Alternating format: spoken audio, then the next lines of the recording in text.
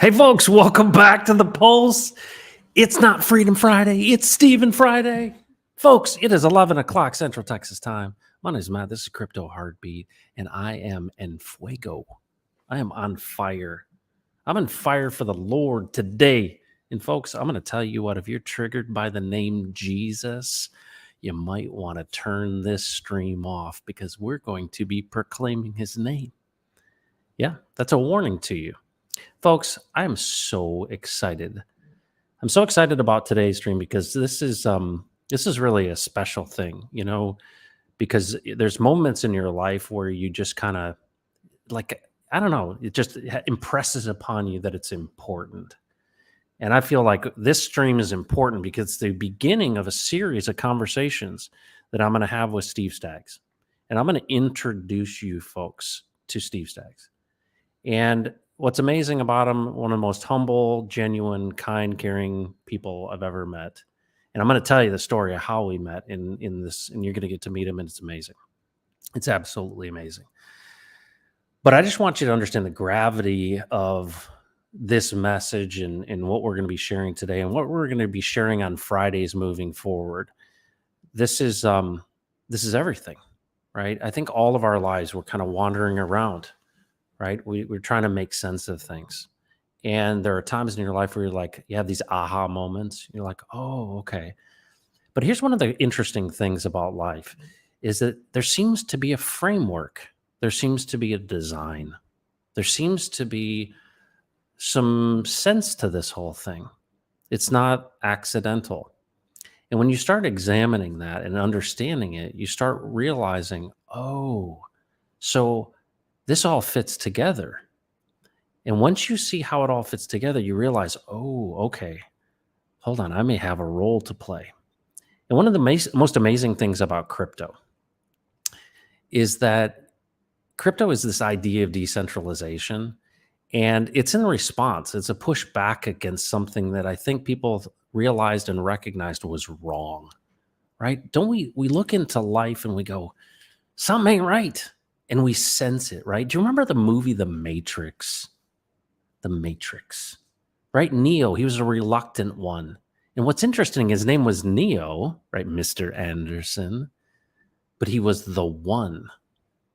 But he was reluctantly, he's like, nah, I'm not, that's not who I am, but he sensed it. I think you sense it too. And I think that movie is actually really interesting if you've seen it.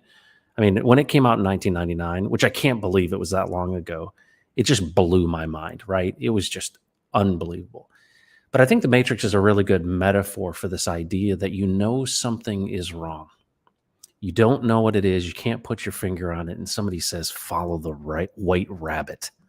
That's Steve Staggs, my friends. We're following the white rabbit. Now, he doesn't want me to comment on the color of his hair, I'm sure. However, we're going to follow this white rabbit. And I'm going to tell you, you will be blessed.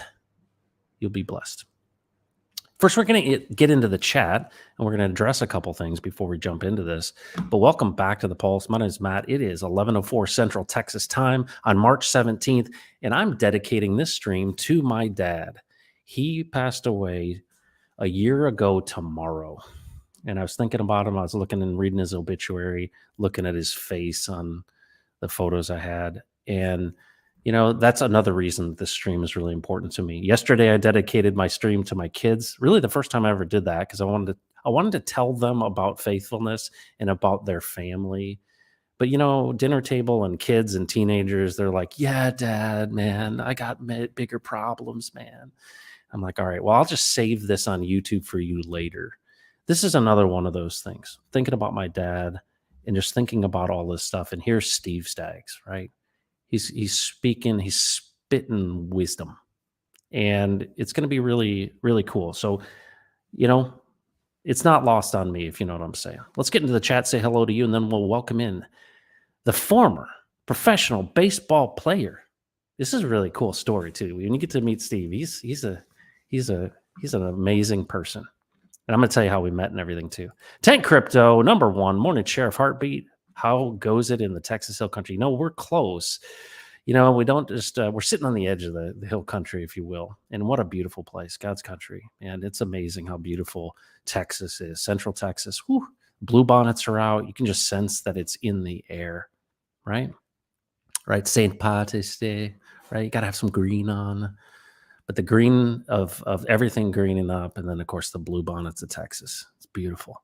DJ Dougie Peach, we know we have a stream when you come in, and then Ryan Keefe. Hey Ryan, Ryan's had some problems with our admins and got booted out of the admin deal. And I'm not going to go into this detail, but I'm gonna speak to you, Ryan. Ryan, I want to say this is a family, and you know what? Sometimes the family messes up, and sometimes we make assumptions. Here's the thing I would ask you to do. I would ask you to extend grace to those admins, because here's what you don't realize. You see a very slim picture of all of this, but they have been hammered for a long time, since July 4th of this last year when we went live. And so they've been in there around the clock, around the sun, every single day. And there's been so many scammers, and there's been so many people that have come in, and they have, they've stolen 400 million tokens from people from the TNM. They've done everything they can. So there's this like heightened sense of the admins that people are like, everyone's a potential scammer. And of course you come in and you're legitimate, right? You come in and you're like, hey man, you want to do great things. You want to ask good questions. And I think that there were some red flags and all that stuff. And we're not perfect people, right? We make mistakes. We bump into things. And I just want you to know this whole thing that we're doing here is much bigger than the money. And I think you sense that as well. I do as well. And that's really a big part of this conversation, is the grace that we extend to one another. Because here's the thing. It's really this concept of love, right? What does it mean to actually get outside of ourselves and put ourselves in other people's shoes? And you know, the admins need to do that for you, and you need to do that for the admins. But we also need to just extend that to one another, because you know what?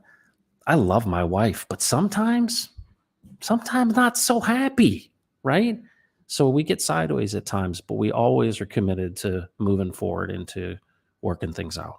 So Ryan, I appreciate you. Appreciate that you care about people in the Philippines, care about crypto, care about yourself, care about your own family, care about your future.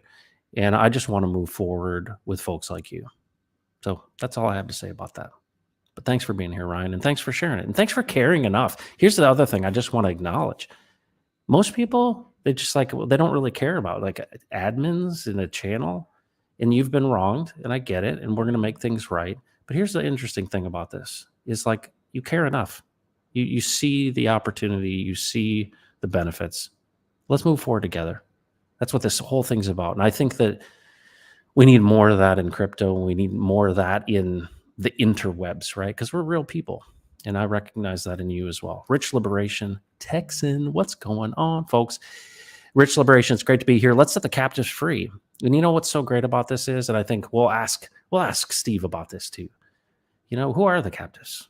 And do we have the power to set them free? Rich Liberation, what's up? David Lee, all the way from southwestern Indiana. 1 year ago tomorrow, he came to my dad's funeral, traveled 7.5 hours to show a brother love because he knew I was in his challenge. We had prayed together. I hadn't met him in person, and he just drives up and he's like, just sit with you. What a friend. What a person. Just would come that far, doesn't really know you, and comes and sits with you. That's really it, right? Amazing. He reminds you, and that's what we got to do for each other. Remind each other.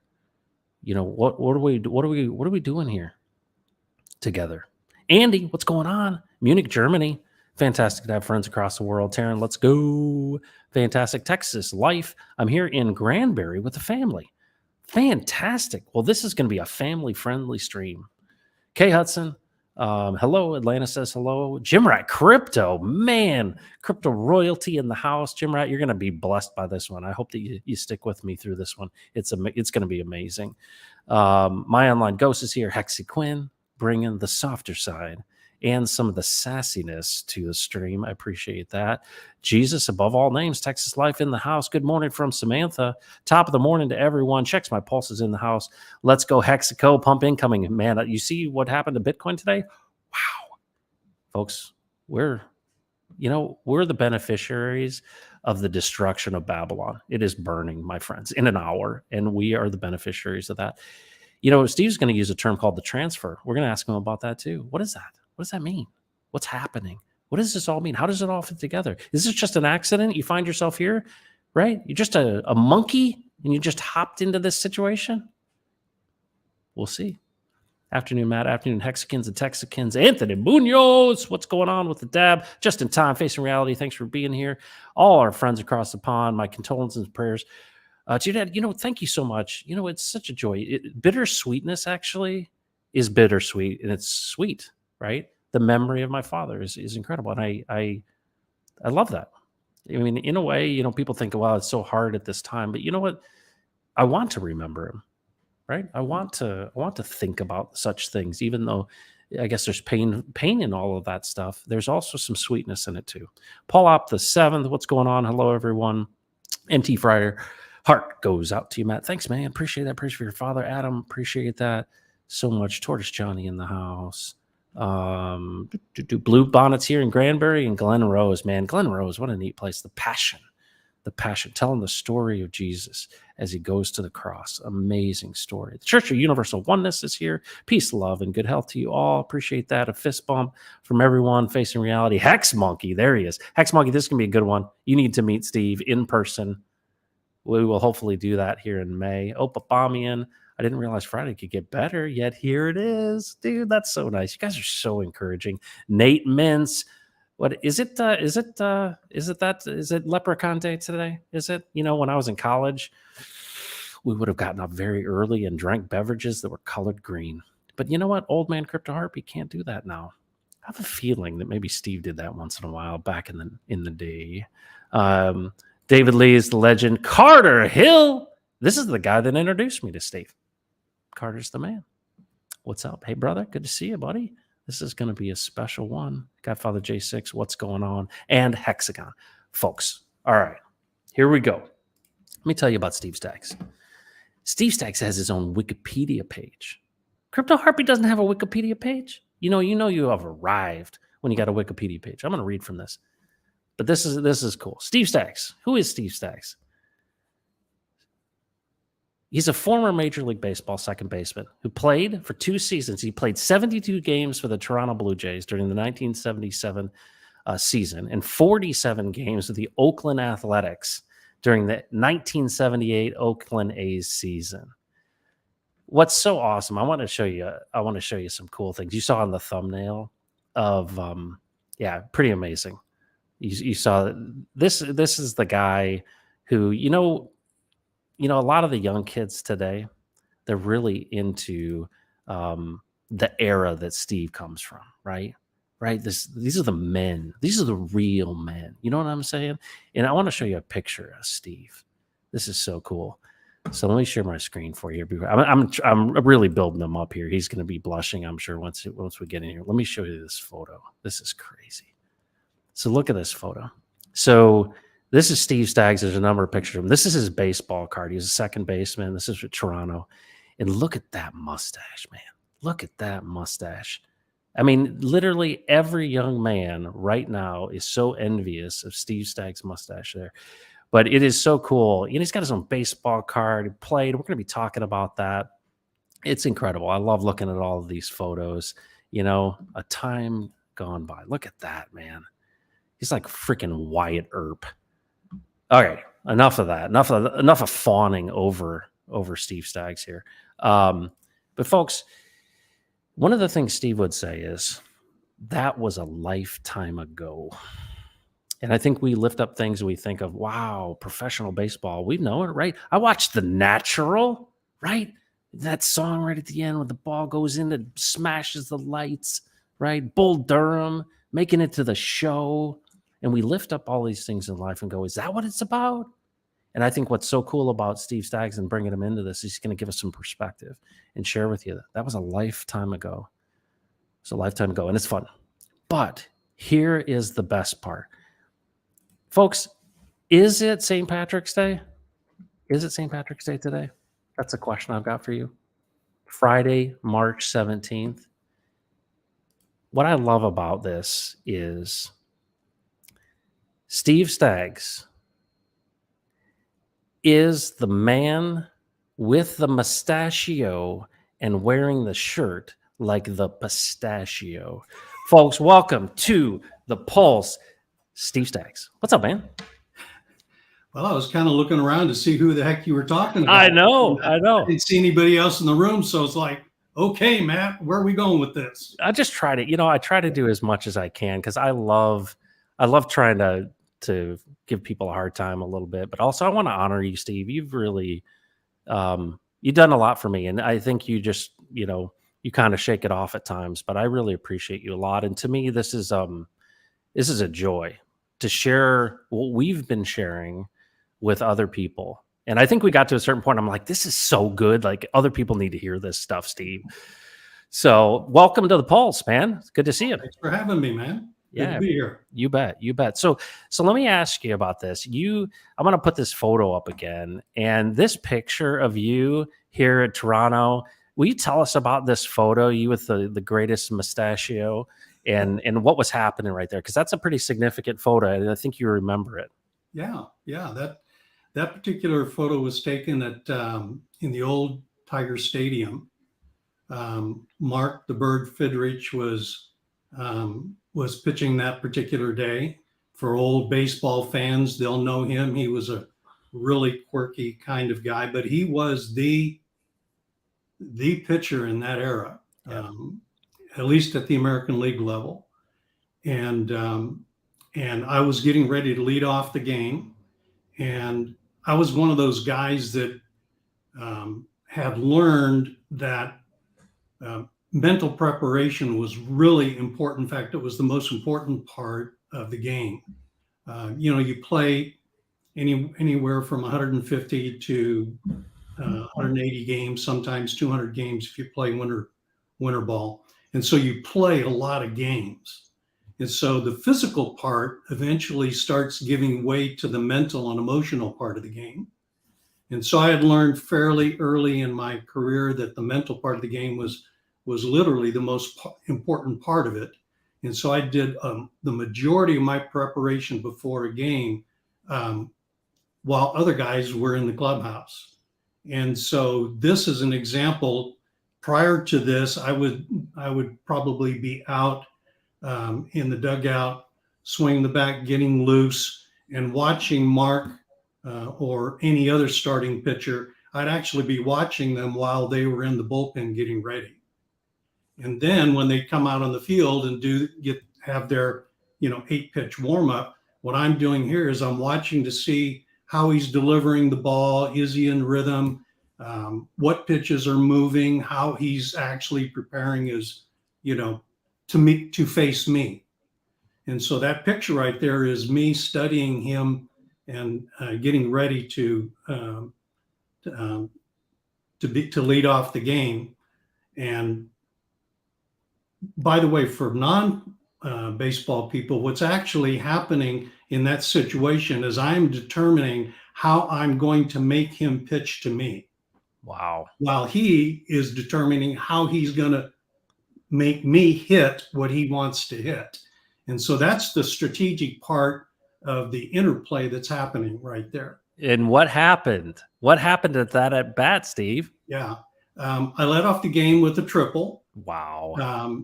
And what's interesting for baseball fans, particularly of that era, is Mark was slated to become the starting pitcher for the American League in the All-Star game that was coming up in a couple of days. Wow.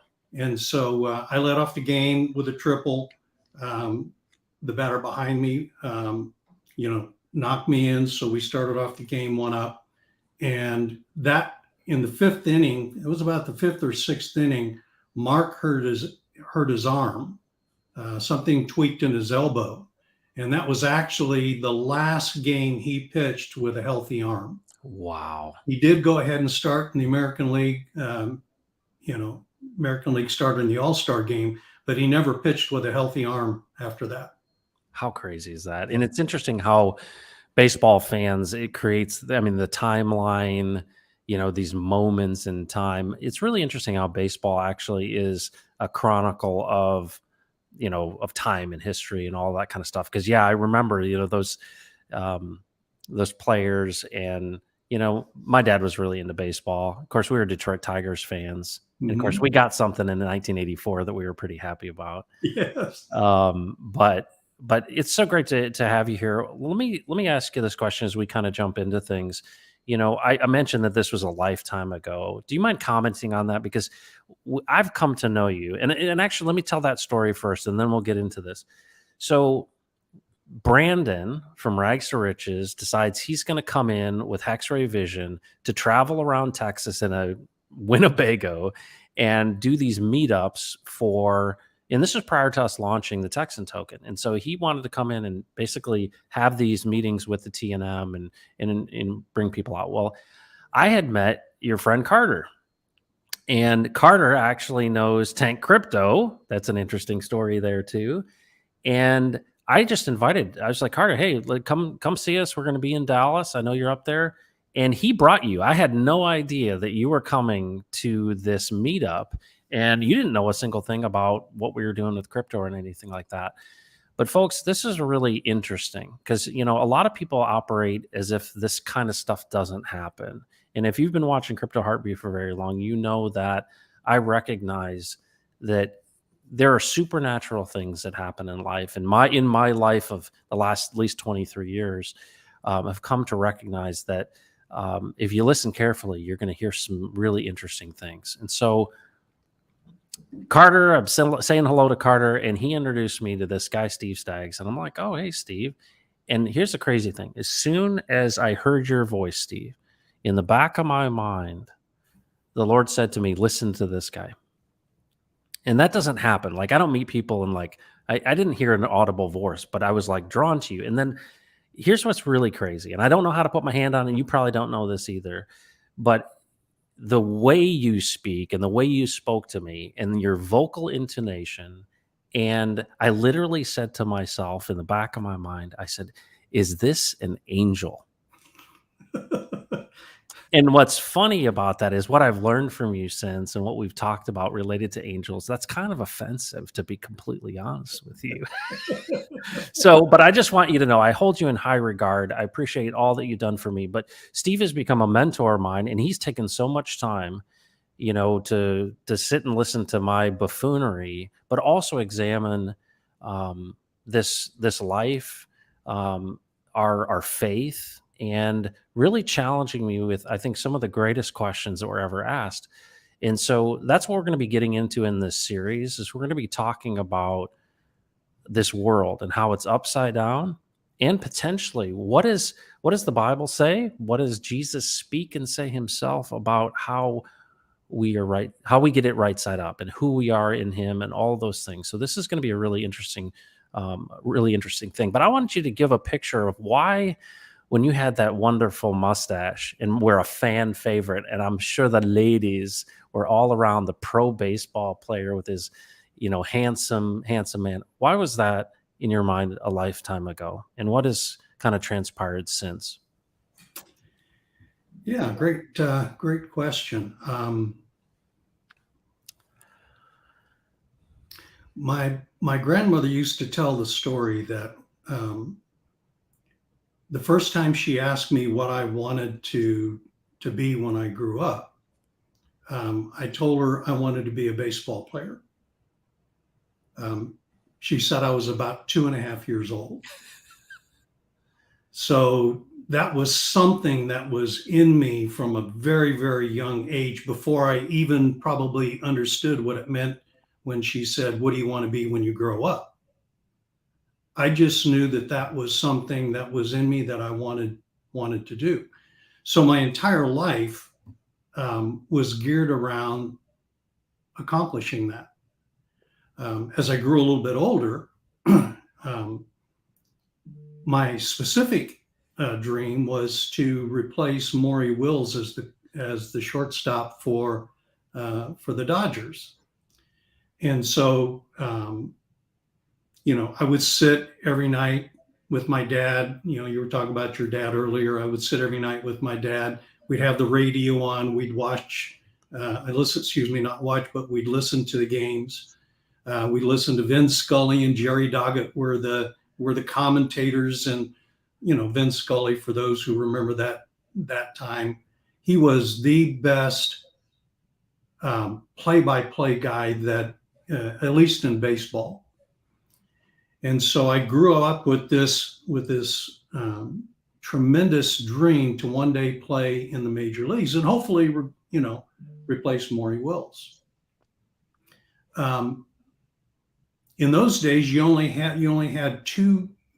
There was only one set of games that were televised, and that's when the Dodgers played the Giants in San Francisco. And so, to give you an idea of what a dream actually looks like inside of somebody, I would watch those games again with my dad, and then I would go out in the backyard and I would play entire 9-inning games all by myself, emulating every single player. I could mimic every pitcher, every hitter on both sides of the field, and I would play entire 9-inning games. Now, of course, the Dodgers won all the games, but occasionally I'd let the Giants sneak one in, just, because Juan Marichal was on the mound, and and Willie Mays knocked one out, and Cricket, came behind him, and not. So you get the idea. Well, the reason why I share that and the significance of it is that, particularly in my baseball days, parents would come up to me and say, "Hey, Steve, would you mind taking a look at my son and tell me if you think he has major league potential?" So I'd go out and I'd, watch him play or take him to the batting cages, or watch, if he was a pitcher, watch him pitch and things of that nature. And so they always expected me to come back and talk about how strong his arm was, or how fast he was, or how great he could hit. And I would always ask them instead, tell me what he does when nobody's watching. When nobody else is around, tell me what he's doing. Invariably, they would look at me like, what kind of question is that? I just want to know if my son can play professional baseball. And I would tell them that if the dream isn't born from within, if it doesn't reside in him as part of his DNA, then he won't make it, because it's not the physical capability that enables you to play. It's the mental fortitude and the attitude of perseverance that's in it. Wow. And if he doesn't have that, he's going to burn out in about a half a season. And so, that kind of gives you a sense of the background to actually wanting to play. But then when I finally got to the major leagues, something that was very, very interesting is I remember being in Anaheim, and Anaheim was a fairly new stadium at that time. Nolan Ryan and Frank Tanana were the big pitchers in those days. And I'm doing my pregame. I shared with you a little earlier how I handle my pregame stuff. So I was doing my pregame stuff, and I was running back and forth, getting, loose. And I'm standing out in center field after one of my sprints. And I'm looking around at this gorgeous, brand new, beautiful stadium, something I had dreamt about my entire life. And I looked around and I said, is this it? Yeah. Is this all there is? I spent my entire life dreaming to do this. And I was really perplexed. And I thought, oh, well, ran back, got in the game, and off we went, right? Yeah. Then in about mid-season in 77, between the 77-78 season, and this is probably an important part of the story, is you lose track of time. When you play professional sports, particularly baseball, baseball is like the chess of sports. It's not geared around high activity, it has bursts of activity, but there's a tremendous amount of strategic interplay that occurs. And so when you're playing, each game is a little encapsulation of life, and so you lose track of the normal pace of time that most people live by. And so really the only the only time, time for you is broken into seasons. There's the season, there's the off season, there's, spring training, then the season starts off again. So that's the macro way that you view time. And then inside of that, there's the 1st and the 15th when you get paid. And those are the only times you know. Yeah. Right. And so now in the mid-season of between just getting ready to go into spring training in 77, 78, the Lord makes me an offer and asks me if I'd be interested in going for him to do certain things with him and on behalf of him. And I thought, whoa, that's an interesting kind of thing.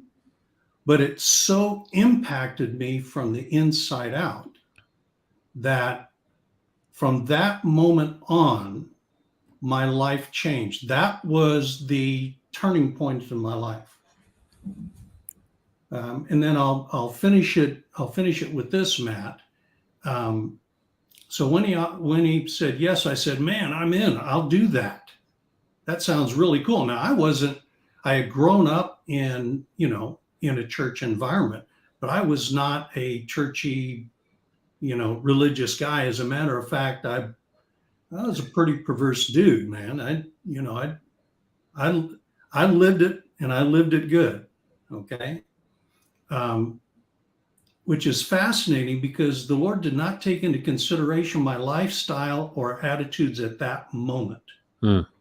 It's not what I was doing that he came after. It was who I was that he came after. Wow. And so I said, yeah, let's do that. Let's go ahead and do that. Well, within about a year, I'm out of the game. And I could play.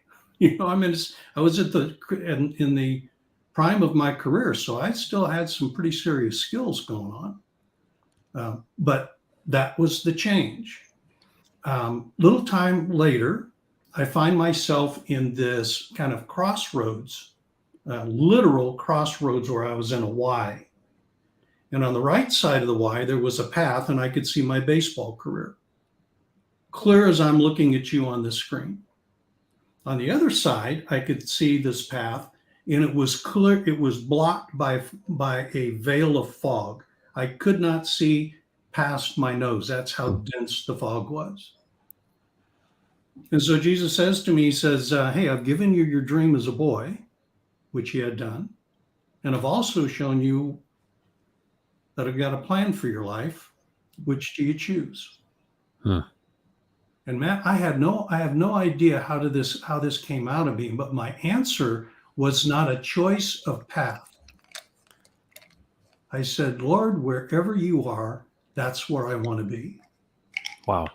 Now, I have no idea how that came out of me, but that's the thing he was after in me. See, Steve, what do you really want to do with your life? I've given you the life. I've given you what you've asked for. You see what it's all about. See? But I've also shown you something else, that I've got a path. Now, that path, you don't get to see what's going down that path. That path is where we hang out. See? And you do not have the capacity to understand what's going on that path. Yep.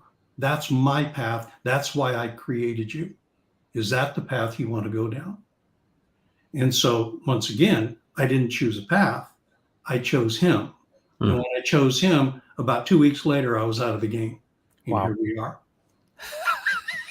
A lifetime ago. A lifetime ago. That's fantastic. Well, a lot has happened since what year was that? 78? That actually was 1979 was when I got out of the game. Yeah. Okay. 1979. Wow. Well, folks, this is Steve Staggs, right? We I got introduced to him and I heard this baseball story, but that's not the real story that we're about to talk about. That's the background of what's happening. But what I recognize in that, Steve, is that one thing you said, and Carter mentioned here in the chat. Carter said, "What DNA dream has God placed in you?" And I think what's really cool is this idea of, like, when we think in terms of the science of DNA, is that, hold on, so my DNA is different and it's unique and it functions and works and it informs all of these things. And here you're basically saying, hey, And I love that you're teeing this up with choice, that there is a fork in the road, there's a why. And the question is, and I love what you said, that I didn't choose a path, I chose him. And I think for a lot of people that are looking at spiritual things or Christianity or what they've been taught or what they've been told, what I've come to learn is there's a lot of noise, there's a lot of resistance, and there's a lot of distraction, almost to the point, well, from what I've had this conversation where a lot of times it's the opposite of what it should be. And so I want to share with folks, and I want to kind of guide this perspective because Steve and I have visited for quite some time now, and we tend to spend a lot of time on the phone. And I just so appreciate it because you're willing to just give me your time. And I just appreciate it because it's hard.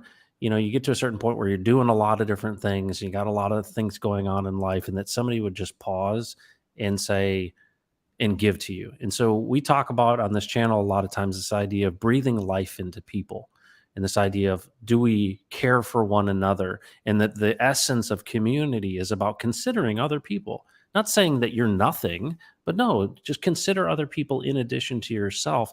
In this idea of David Lee coming to my dad's funeral or whatever it may be, is there are these things that we're not like, because I don't feel like when we visit, like you're worn out. I feel like it's mutually beneficial in the sense that it's a joy. Yeah. And so I want to start here. We're going to get into the meat and potatoes here. And I'm going to ask Steve a bunch of questions, and I really want you to listen to him, because what he's saying, I'll condense at the end and we'll put a kind of bow on this thing, but I want you to listen really carefully, because this stuff has really, it's really helped me. It's almost like get things into better focus. It's to see a new facet of this gem, and to recognize that, hold on a second, I've been believing a lie, and it goes back to the very beginning of all of this. So I want to touch on two things. The first thing I want to share, and let me stop sharing my screen here. So I want to share with you guys. We'll start with Matthew 4:4. And this is one of the things, I think the first thing for me when we had our conversation that really, really challenged my thinking. And I want to really examine all the edges of this one with you. So let me present this screen. So folks, this is, and you've probably heard this story before. Jesus is in the wilderness, right? He comes out of the wilderness. Let's just take a look at this. Then Jesus was led by the Spirit into the wilderness to be tempted by the devil. After fasting 40 days and 40 nights, he was hungry. The tempter came to him and said, so here's Jesus, he's hungry. He says, if you are the Son of God, tell these stones to become bread. And what is Jesus' answer to this? And this is one of three temptations. Jesus answered, it is written, man shall not live on bread alone, but on every word that comes out of the mouth of God. Steve, when you shared this with me, and of course, everything seems to have built on top of this concept of every word that comes out of the mouth of God. Can you kind of talk about the significance of that and just your thoughts there? And then I want to go back to the garden. So I'll just tee you up with that. Sure.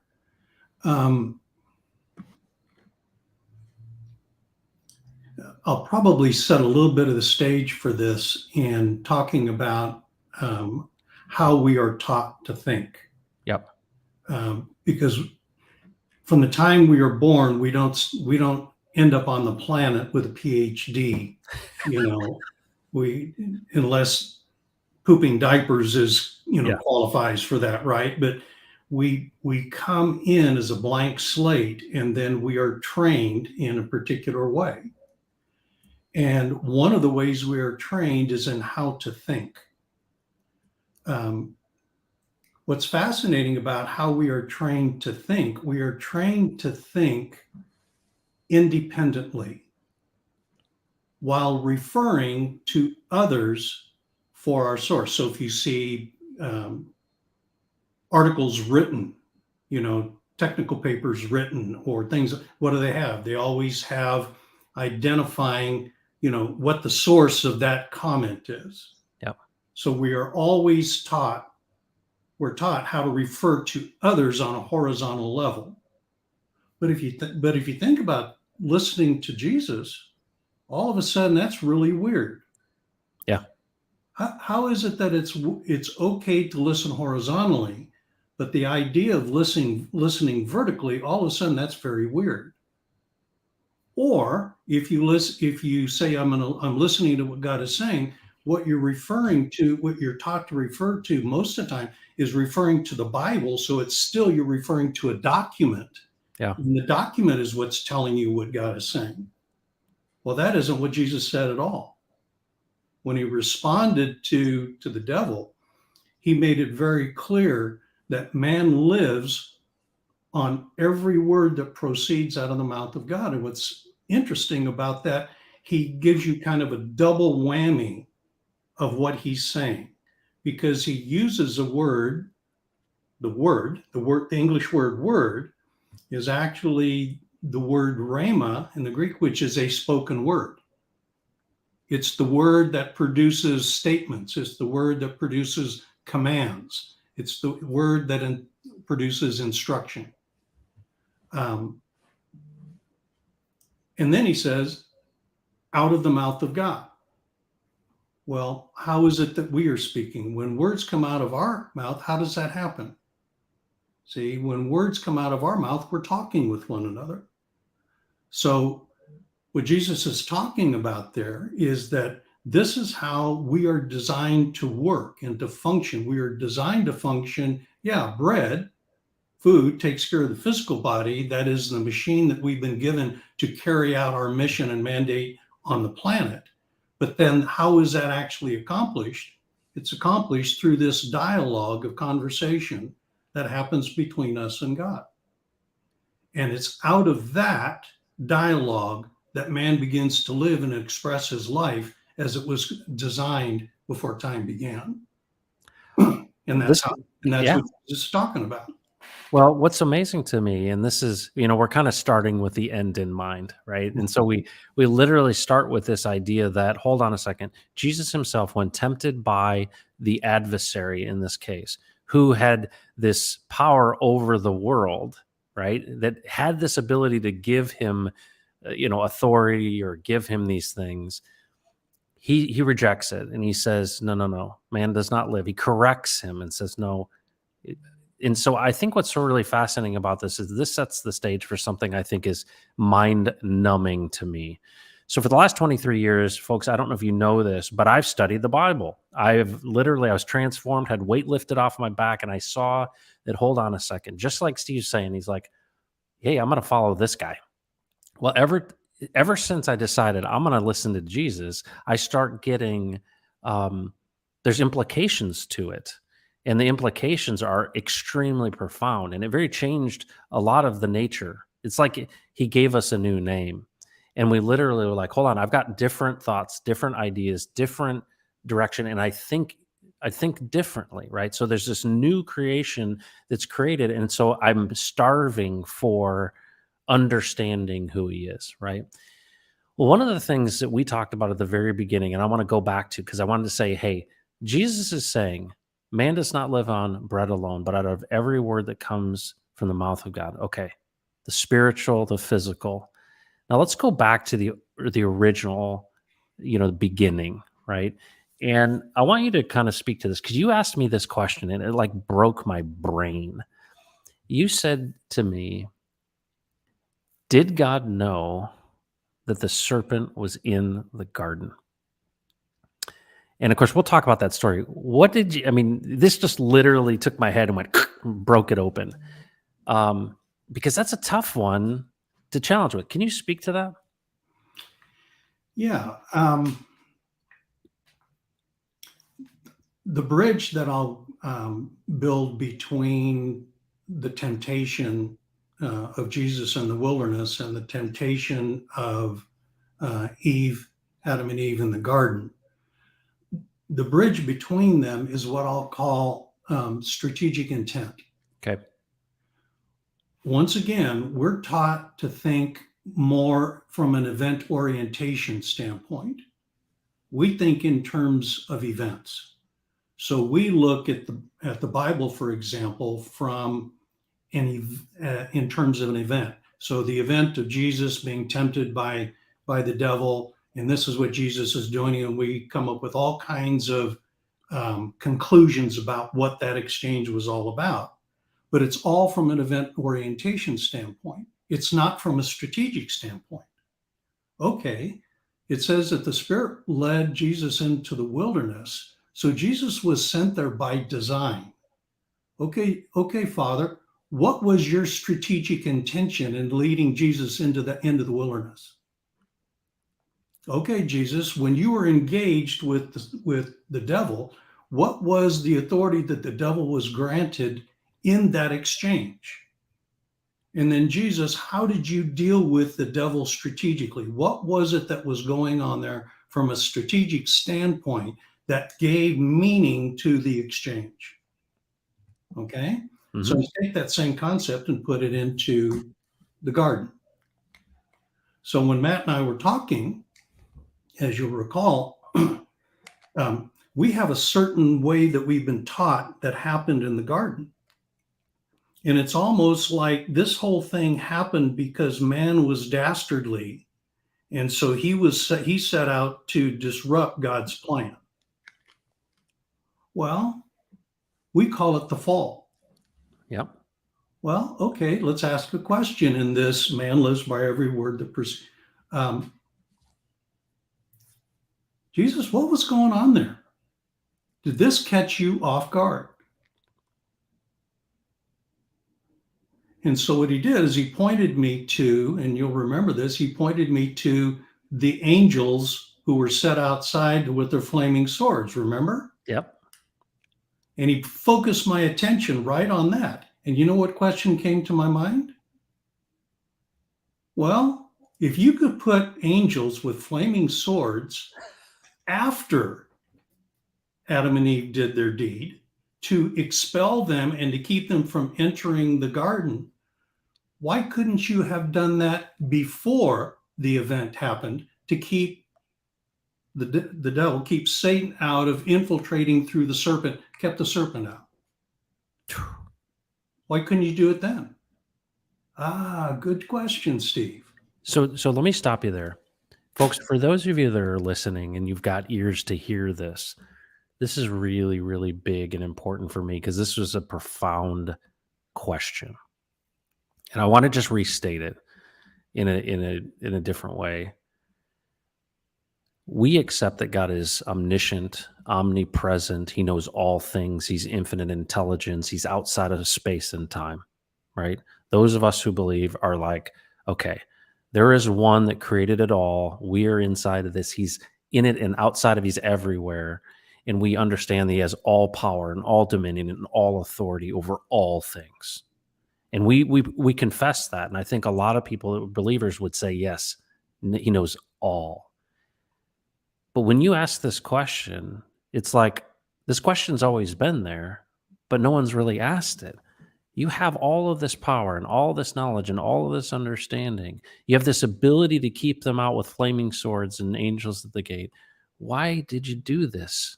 Why did you let that one in? And that's where I think this whole story sits. And it's one of these things, folks, if you've been in the church and you've kind of learned the churchy ways, this is going to wreck you because it's a question that it demands an answer, right? Why would you do it this way? So keep going, Steve. Yeah. So to us, again, in our event orientation training, the most important questions to us typically are what and how. What happened? How do we fix it? What's going on? How do we, what are the what and hows are what are most important to us. But the most important question to Jesus is why? Yeah. because the why is what gives meaning and purpose to the what and hows. And it's that why that has to be insulated and cut off in order to keep us in this event orientation mindset. So now you go back to this. Well, okay, if you could keep man out of the garden, why couldn't you keep Satan out of the garden, who then used the serpent, the animal class serpent, the serving class serpent, to then execute his plan? And then the next thing that the Lord took me to, through this questioning of why, the next thing he focused me on was his statement to Adam when he told him about not eating from the tree of knowledge of good and evil. And the definitions are much more profound than the translation allows, but because most people are familiar with the translation, it says, Jehovah spoke back and said, "In the day you eat, you will surely die." Well, guess what? He didn't say, if you eat. There is no if element in that exchange. He said, in the day you eat, you will surely die. So when you look at that, it's like, wow, this thing was intended and planned out right from the beginning. Again, the why. Okay, Lord, then if this was not an if, but an inevitable outcome, then what was the strategic importance of that exchange? And here was his answer. Up to that point in time, man only knew good. That's all he knew. But I created him to rule with me. And to rule, you must exercise choice. You must be able to discern between what is the right answer and what is the wrong answer, what is true and what is false. Okay? Up to that point, man only knew what was good. He did not know what was evil until he partook of the tree. And at that point, he understood both what was good and what was evil at that point. And this, of course, brings up thousands of questions, because I think the way that I understood things and heard as a kid about what is this story about, and I think a lot of people would say, you're just you chose unwisely, you are corrupt and broken, and almost this judgment of God. And what you're saying, which resonates so dramatically with everything then I read that follows this big question, is this idea that if in fact God knew that the serpent was in the garden, that his plan was that we would be like him. And so we hear in the beginning that the Elohim, or God in the plural sense, creates man in his image. And what is so amazing about this is this idea that, hold on, we're image bearers of him and being like him. When we hear what the serpent lied about, he said, surely he didn't say that. You will not die. But this idea that if you eat of this, you will have the knowledge of both good and evil. And what's amazing about that is we treat that, and I feel like I've learned in the church that that's this destructive force of corruption, and it's turned me into this this devil himself. And what this question that you're asking, and as I examine it, and I ask Jesus myself about this, what resonates with me is, hold on a second. And this is what I hear the Lord say to me all the time. I love you. You're my son. Trust me, and I'll show you. That's what I hear him say to me all the time. Yeah. And what's amazing about this is it like brings up all of these stories from the Bible. And it's like, hold on, every story that he told after that is basically a commentary on this one, which is, hold on a second. No, no, no, you're a son. Even in the midst of eating the pig's food, as you come back and hope that you can be a servant of mine, I run out to meet you. I put a robe on your shoulders and a ring on your finger, and I hug your neck. We kill the fattened calf, and we celebrate that my son who is dead is now alive. And what's amazing about that to me is that this idea that, well, hold on, there is a purpose for us, because there was a directive that God gave when he kicked us out. And can you speak to that? There's this, it's something that I feel like no one's talking about. It's very clearly defined in that story of the garden and of the quote unquote fall, that in a way is the purpose of why we're here on this planet, according to that story. So what do you say, and what do you think that God is saying about why we're actually here having a conversation on YouTube from that story of the garden? What are we here for? Well, if you look at the whole creation story, and the first thing I'll share is that, and I'm going to jump ahead a little bit to kind of back and forth to give some context here, for the answer, is that when near the end of the creative story, there is this little statement that says, and God completed his work, and all the hosts thereof. Okay, so God completed the creation of heaven and earth and all the hosts thereof. And he looked at it and said it was good and very good. Okay. Well, what's interesting about that is when most of us look at hosts, we think of that in terms of all the stuff, maybe. Yeah. All the planetary things of that nature. And so it's a pretty majestic sounding word, but it has nothing to do with what the original word that it's translating is.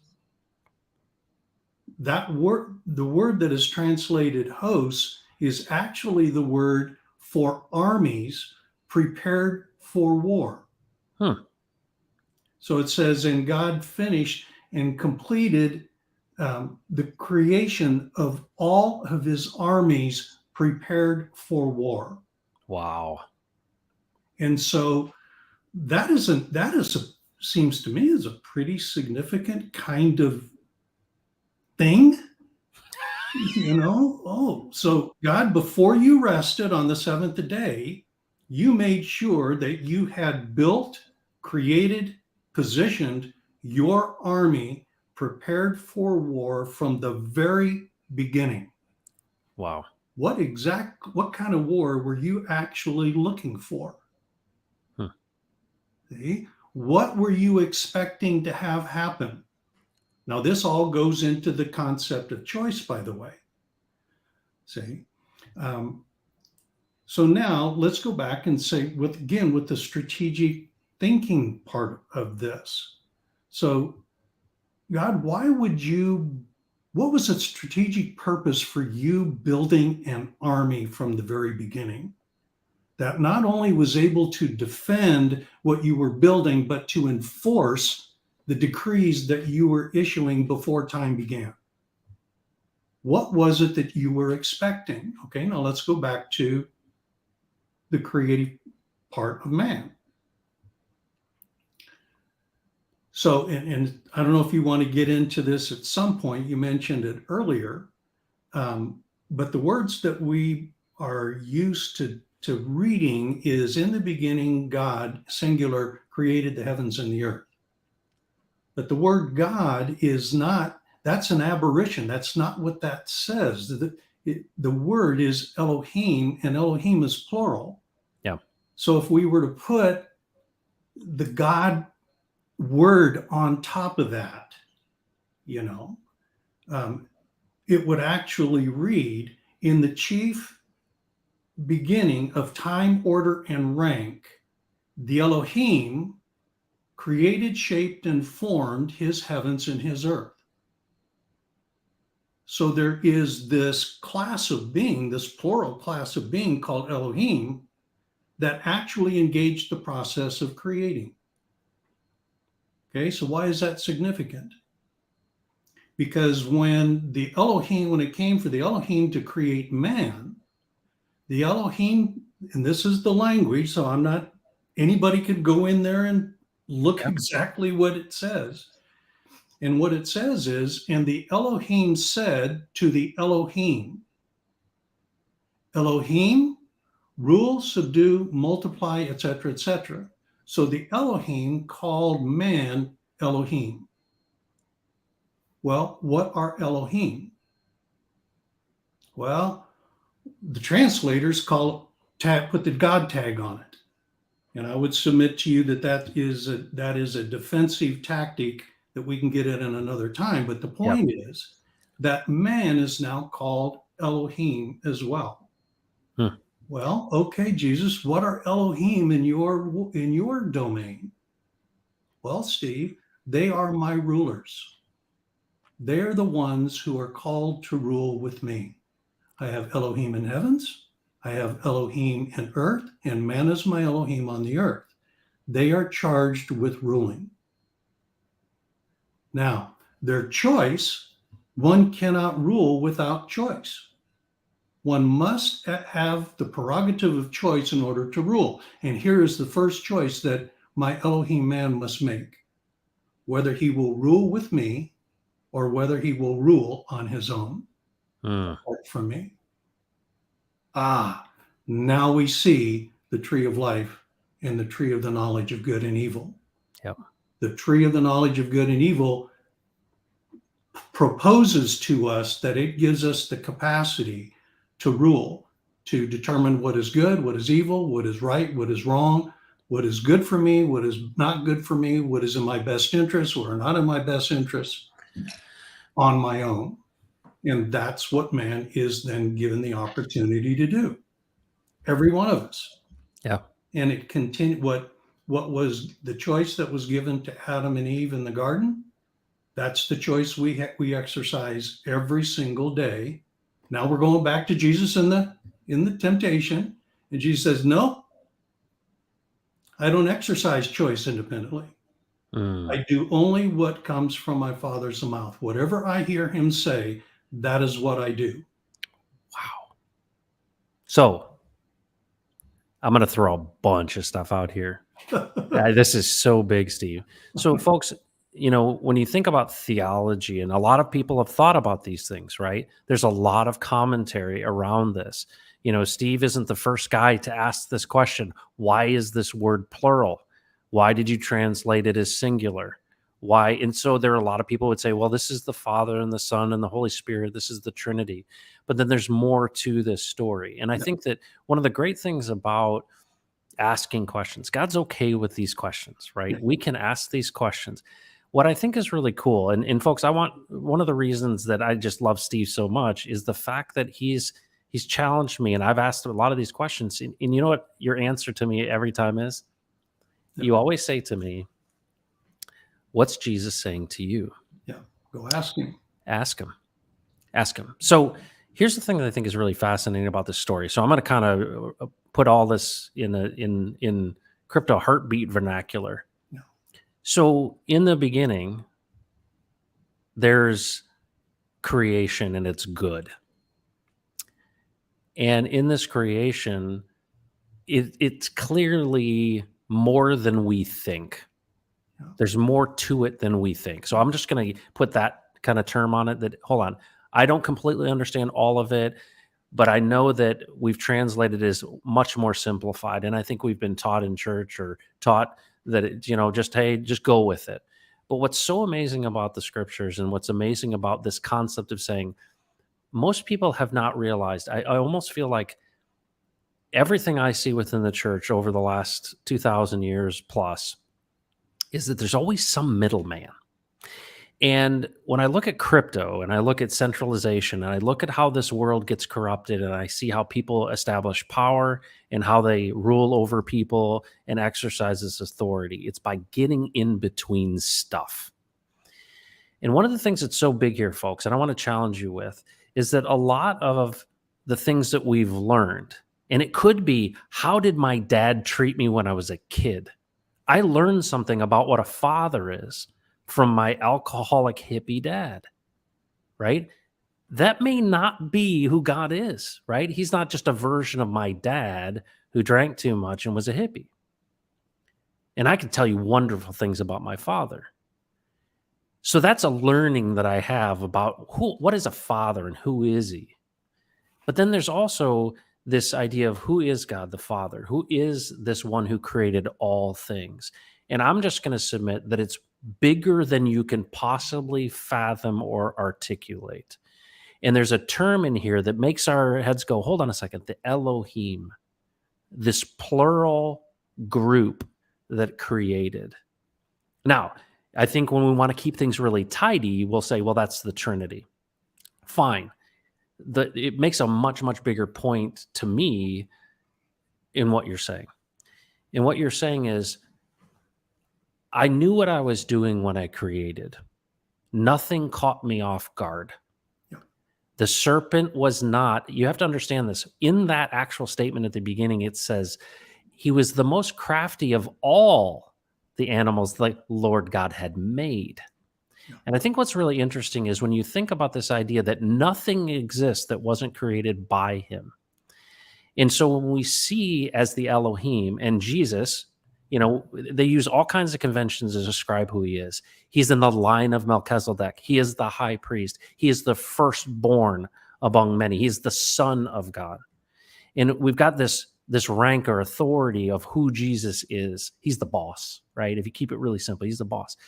But then he also says things like, without me, you can do nothing. I am the vine and you are the branches. That if there's not connective tissue, nothing you can do. And so when I think about this term, then clearly, if you systematically look at it, that, hey, if we're separated from this thing, we've got very little power. We have very little insight. We have very little direction. And what you've described in all of this, which I think is, on one hand, super complex, but then super simple on the other hand, is you have a choice.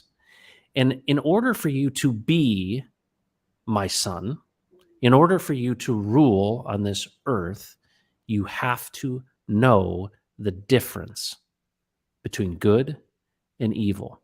So the big mind-numbing story that goes against what I've heard in the past, it's really that it's not that I was trying to be deceived or somebody was trying to deceive me. It was like it was overlooked.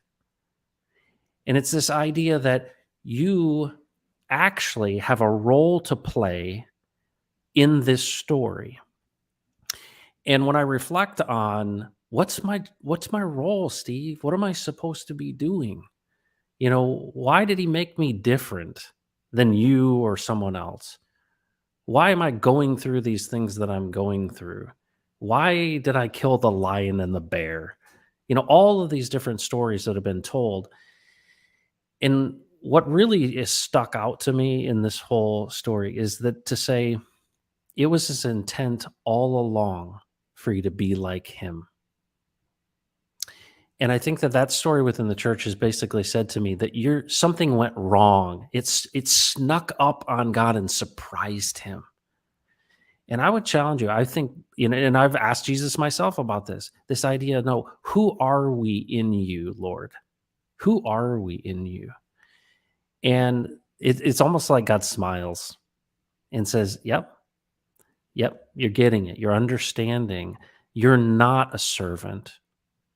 You're not an animal. You're a son. You're an heir. You're one who I have created for these good works. But to be in my family and to be like me and to be a son who wears a ring and a robe, you have to rule. You have to make choices.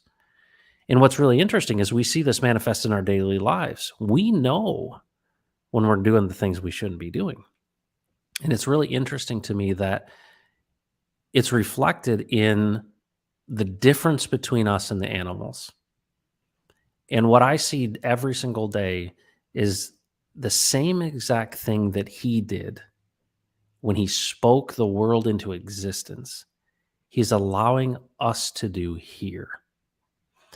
And so, folks, in crypto, this is Crypto Heartbeat. You're like, how does this fit into crypto, man? When Lambo?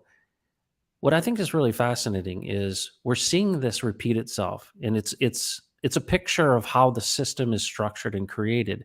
And when we understand how we fit into it and what our actual role is, we see that he gave us this ability, this power, this dominion to speak things into existence according to his will. And one of the things I think is amazing, Steve, and I'd love for you to talk about this as it relates to crypto, is you talk about tools and you say you can animate a tool because you have choice. So I could take a hammer and I could hang a picture on my wall, or I could bludgeon you to death with it.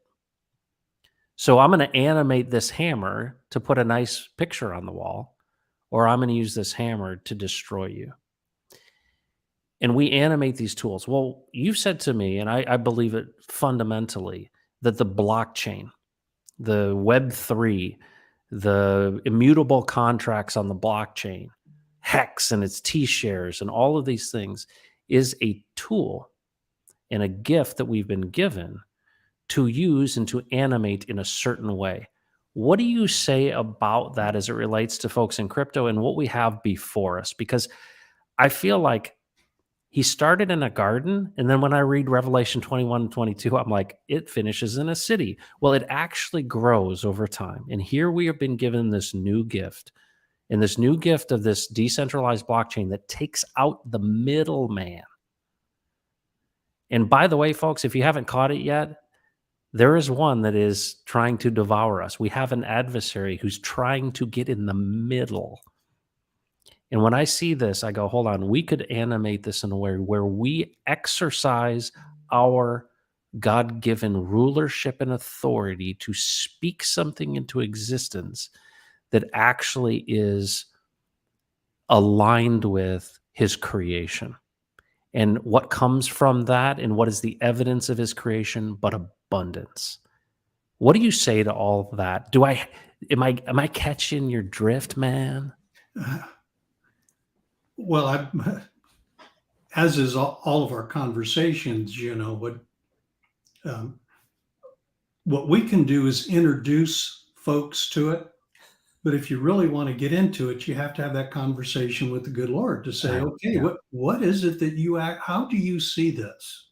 I'm starting to get a glimpse, but how is it that you actually see this? So now let's go back to the beginning a bit. You're a business guy. There are a lot of business guys probably on the chat and on the stream. And anybody in business knows that if you're going to put effort into something, there has to be an outcome that you are targeting. Yeah, a plan.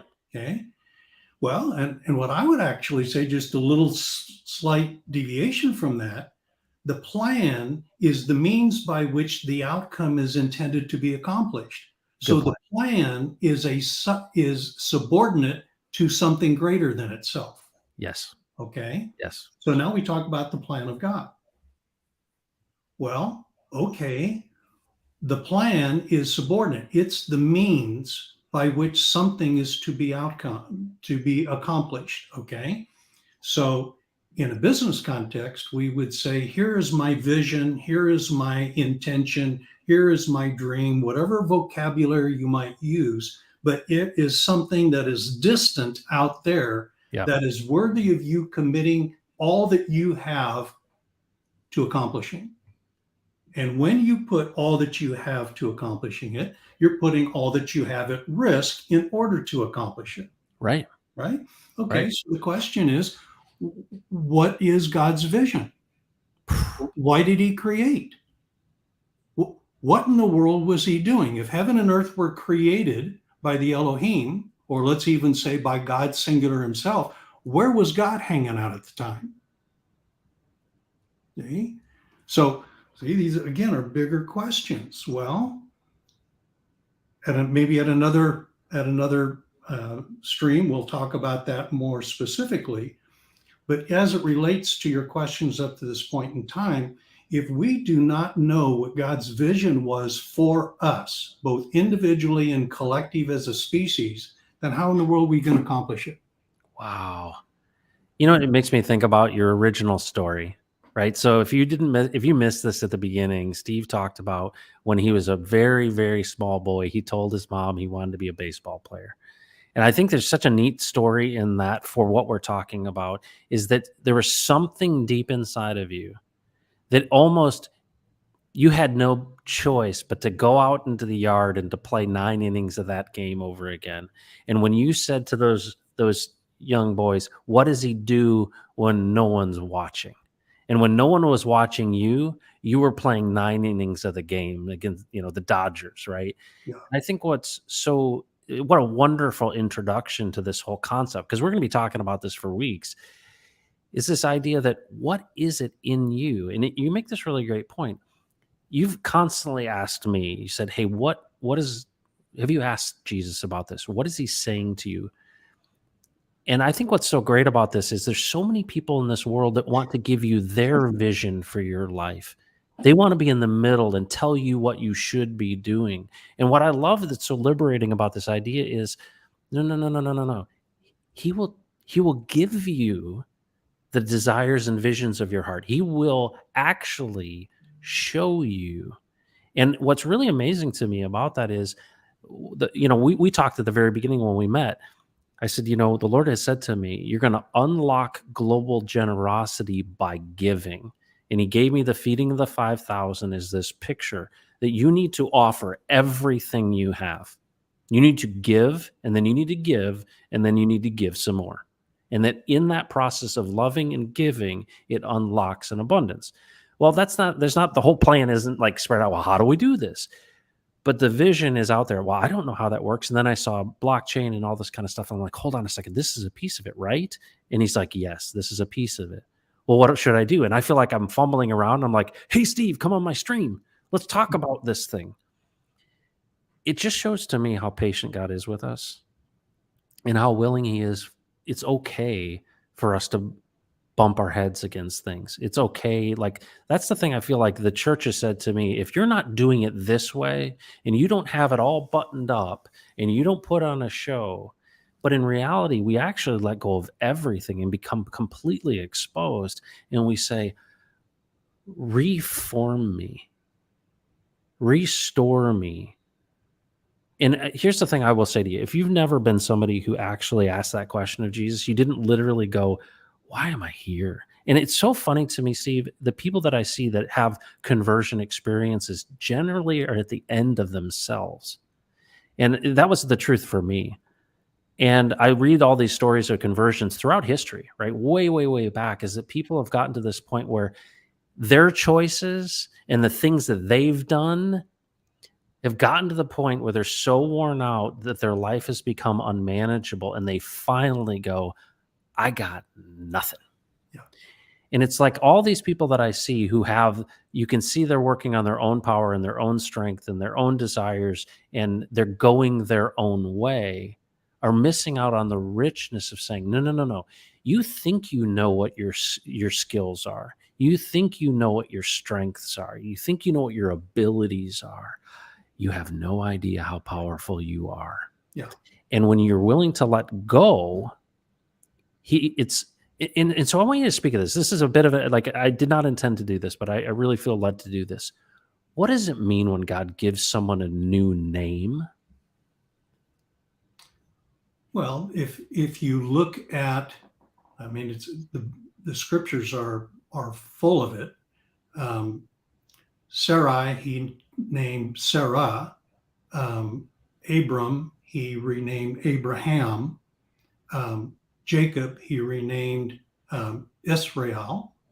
And so what happens is you're actually getting into something about the authority that comes with naming rights. Mm. So when God gives us a new name, what he's giving us is he's giving us essentially the name that he gave us before time began.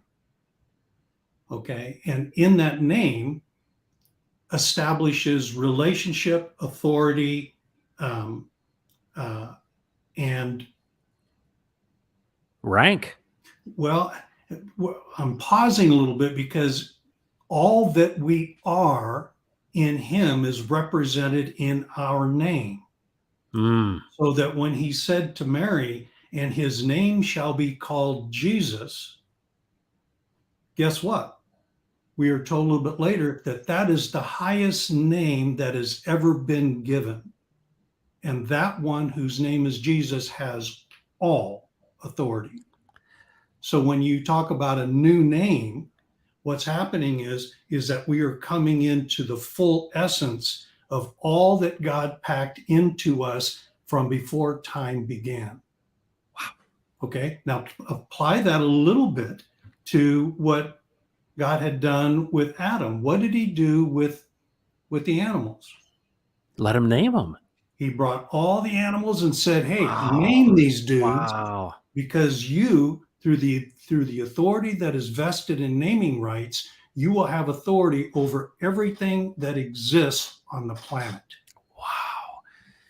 Folks, you know what? It just resonates in my ears, New Steve, name. is New name. we have forgotten who we are. Yeah. And we've been lied to about who we are. And here's the thing, you know, what I love about this idea of naming rights and authority is that, you know, think about this. If you've got kids, I mean, I remember when my wife and I were like, hey, what are we going to name these things? And you think about what did they mean? And it meant something to us. We're like, okay, what are we going to call these children? And then we adopted a boy. And the Lord said to me when it all happened, because it's the most amazing story of how we adopted him. He basically said to me, he's your golden boy. And his name's Gage. And my wife has a story around why his name is Gage. And you know, you don't recognize or relate to the fact that, and when you've really like helped me see this, how big it is, that so many times in the scriptures, people's names have, even Jesus changed people's names. And, you know, I think Saul and Paul, and it's like over and over again, why are people's names? And what you're really getting at, which is so big, is that I think people, you can ask for a new name. You can ask Jesus for a new name. And what is the promise in that is when you accept that new name, you accept his authority over your life. And here's the thing I've recognized.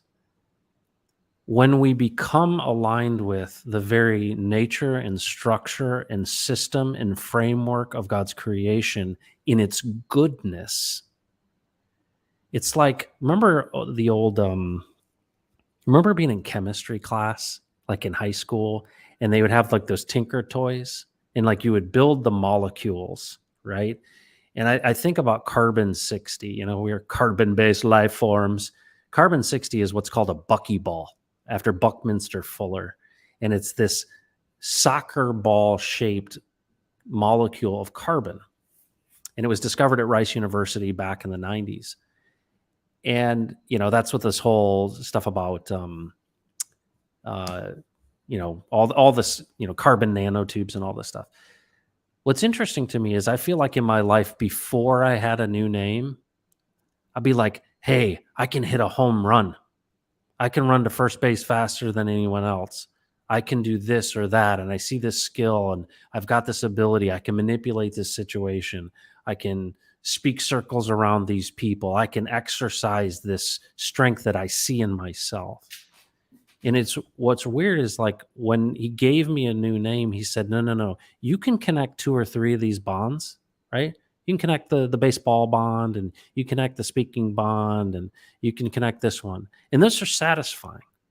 But if you really want me to encompass and envelop and connect all of these bonds in all of their 60 derivations or 60,000 derivations, that's where life is. That's where life is. And one of the things I think is amazing is this idea of conversion. We've distilled everything down to this concept of salvation. And we've said it feels like a notch on the belt in the Baptist church. Like, we got another one, put them on the rolls. And you told me a story about Paul in Macedonia, and you told me a really interesting story about the Lydia. Do you mind sharing that story? Sure. Yes, and if I may, a little bit to connect from it, because I don't want to lose one of your previous questions that Please. somebody in the audience might be saying, okay, when are you going to answer that? Yeah, please. And then we'll come back to Lydia just a little bit. How can we fulfill our purpose if we don't know who we are? Yeah. Well, mankind, our role is to rule the planet. When you look at the words, and the Elohim said, Elohim, rule, subdue, multiply, exercise dominion over everything. Doesn't matter if it's walking on the dirt, flying in the sky, or swimming in the sea. You are to exercise rule over all of it. Okay? So that's what we are here to do. And to this very day, we exercise rule. The question is, how are we going to exercise rule? Are we going to exercise our rule on our own? That's what is illustrated through the tree of knowledge of good and evil. Yep. Are we going to look at data? Are we going to evaluate all the options? Are we going to do our SWOT analysis? Are we going to do all of these things and then decide on our own? That's what we're going to do? Well, we have the prerogative to do that. Or are we going to rule with Jesus? That's the picture in the temptation exchange. Yeah. Where Jesus himself says, I do nothing apart from my Father. See, the vine and branch concepts. We are exercising rule today. The question is, how are we exercising that rule? So now let's apply this to your crypto question. Okay. All tools are neutral. Yeah. They're neutral. The gun that sits on the table will sit there for 1 billion years if somebody doesn't come and animate it through its use, either for good or for evil. It's the same thing with crypto. It is a tool. See, it is a tool that offers tremendous advantage, but the choice that is given to us is, how are you going to exercise that tool? How are you going to administer and manage? How are you going to exercise the administration of that tool? Are you going to do it in the vocabulary of this discussion? Are you going to do it off the tree of knowledge of good and evil, where you can decide on your own how to do it? Or are you going to learn to exercise the administration of that tool with me? The outcomes will be very different based on that choice. And so that's the opportunity that's in front of anyone who is given a new tool to administer. Wow. Well, let's a way of creating or building or administer. We've been doing it all along. Wow. And so here we are. So now to your question about Lydia. I think, unless you want to just pause on that one. Yeah, I want to pause just for a second on that one, because it's so big, and it offers up this. So here we are, recognizing the fact that we have authority, and there's power. There's really truly power in Him. We have our own source of power and sense of power, and we can manipulate things, and we can go our own way, and we can make our own plans. But there's so much in the scriptures that says, well, yeah, you can make plans, but God determines the steps, right? Like, He's got a role in this. But this idea of, what if I consciously said, I want to do nothing apart from you? And this idea, I want to follow you. So many times I feel like, well, I don't hear the voice of Jesus. But then when I think about it, hold on a second. When I stop and I rest in Him, it's funny, like, you've seen this a million times, and so have I. Ray and I get together pretty much every day, and I'll share with him something that I've read that morning, right? And I think it was for Oh, it's Isaiah 55 yesterday. And I said, "Oh, look at this. This is unbelievable." And I showed him, I said, "Look at this. It's showing us this idea of an endowment." Well, he had read that earlier in the day and he goes, "No, no, no, no, no. It's about this. This is what God is." And I think about that for a second. I say, so you're telling me that the same words on a page for two different people are giving us tremendous insight. Well, one, it shows the depth and breadth and, amazing power of the words that come out of his mouth. But it's not the words that are sitting on a page, it's what Jesus is doing and God is doing through you to highlight that what you need for the day. Yes. And it's such a beautiful thing because I think a lot of people have gone through this life. They don't believe that there is any help or guidance, because this is where I really want to go before Lydia. In the garden, there was a liar who lied to Eve and said, "No, he surely didn't say that." And then there's the devil who's saying, hey, basically worship me. And there's an adversary, and there's one who is the ultimate middleman standing in the way of our crypto, right? The counterparty. And what's interesting about every story that's been told is there's always this antagonist. And before we get to Lydia, I want to just express this thing, that it seems to me that there's this battle, and it's between good and evil. And it really rests between the choices that we make in some respects. And we think about temptation and we think about all these things. If Jesus is the firstborn, right? He is the Son of God. He's teaching us how to do it. Yeah. And it seems like every time he teaches us how to do it, he's saying, I'm making the choice to do nothing apart from every word that comes out of the mouth of God. And what does that practice look like? And I think that if you believe the lie that people are telling you, okay, World Economic Forum, science, our reasoning, scientific community, and I say this a lot, they want to tell you that we came from a single-celled organism, became a newt, and then became a chimpanzee, and now, poof, by accident, you're here. There's an alternative story, folks, that's true. This is whole no. In the line of authority, we get our authority from the one who created it all. And I think what's so super exciting is, what if I was aligned with that? What if I chose that? What if every day that I wake up out of unconscious state, I were to say, hey, what do you want me to do today? Because then I think about them wandering in the wilderness, like a pillar of fire and smoke, and it's like he provided, and then there's like manna and quail. Like, hold on a second. And then you couldn't store it, and every day it was there. Hold on, is this a God of abundance who provides for us every day? And then if we align ourselves with that, he connects all these dots, and he gives us peace. The benefits, what's amazing about this isn't one of these things where it's like, all right, let's go bleed out our eyes, and you're going to be just tortured the whole time. It's like, no, there's incentive tied into this. And it's like, there is a liar. There is someone who's saying to you constantly that you are someone you are not. You are less than you're not. And here's what's crazy, Steve, and I have to admit this. I feel like the church has told me that.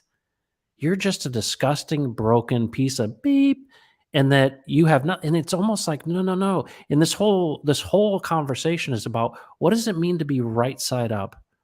Because it seems like the world is upside down, and that there's those that are lying to us, saying you are not. And why would they lie to us? So that we don't follow every word that comes out of his mouth, and that we aren't effective.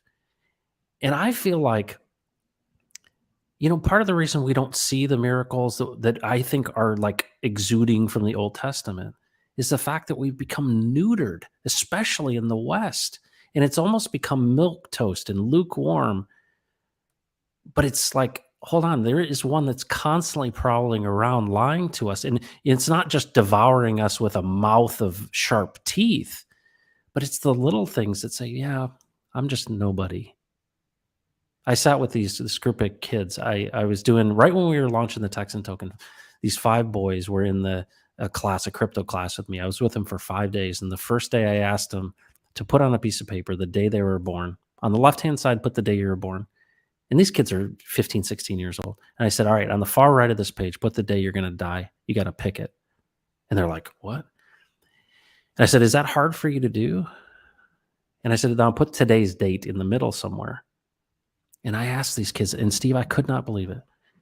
2 of the boys out of the 5 in a Christian school in Central Texas said to me, yeah, I don't think I'll live past 40. People, there's so many people on this planet. I'll just die and there'll be somebody else born. These are kids in Christian homes in Central Texas, basically saying, my life is worthless. Who is the adversary and how is he lying to us? And why do we have to be on guard and understand that, hold on a second, there's way more to this story than we give credit for. We think that we're alone. What do you say to that? Who is this deceiver? And what is this that's going on? And is it real? Well, I believe it is, but what are your thoughts there? Yeah.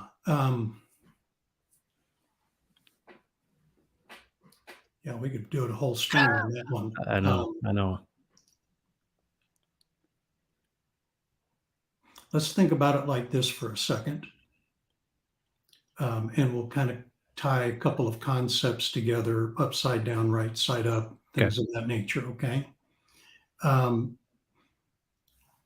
In the kingdom of God, authority has the purpose of blessing and protecting. That's its reason for being created. That's the reason it exists. So if one possesses authority, Jesus has granted responsibility to someone to bless and protect whatever it is that has been put under his care. Could be his family, could be a business, could be a concept, cryptocurrency, it could be anything, okay? And then he releases or grants power commensurate with that authority in order to achieve the mission the authority was given to bless and protect. So now if you go in the upside down world, authority is given so that you can command certain things, that you can do things that you want to do because you are the most high in that situation.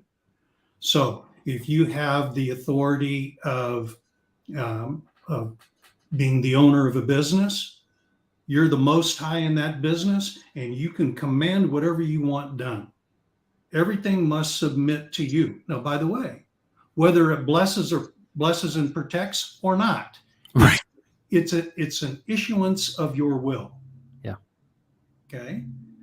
Well, those are the 2 different ways that is an example of authority in the upside down world and authority in the right side up world of the kingdom.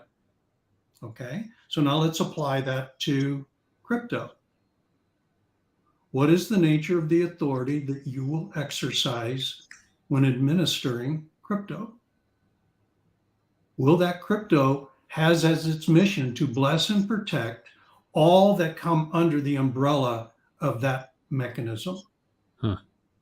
Or will it be used, to exploit, extract, to do other things to advance an individual agenda rather than to bless and protect? Wow. See, that's how the upside down, that's an example of these 2 worlds and how they function. Okay, so now let's go back to a little bit, use that as a basis for going, now let's go back to the garden. When man was created, he was given the authority to exercise dominion. Okay, so how was he to exercise that dominion? He was to exercise it with the Elohim, with God, to bless and protect. that's how he was supposed to exercise that authority. And so when we exercise this authority, then if we are to rule, subdue, subjugate, exercise dominion, then what does that imply? That there will be those influences and entities that will attempt to do exactly the opposite, to exploit, to subjugate. Okay?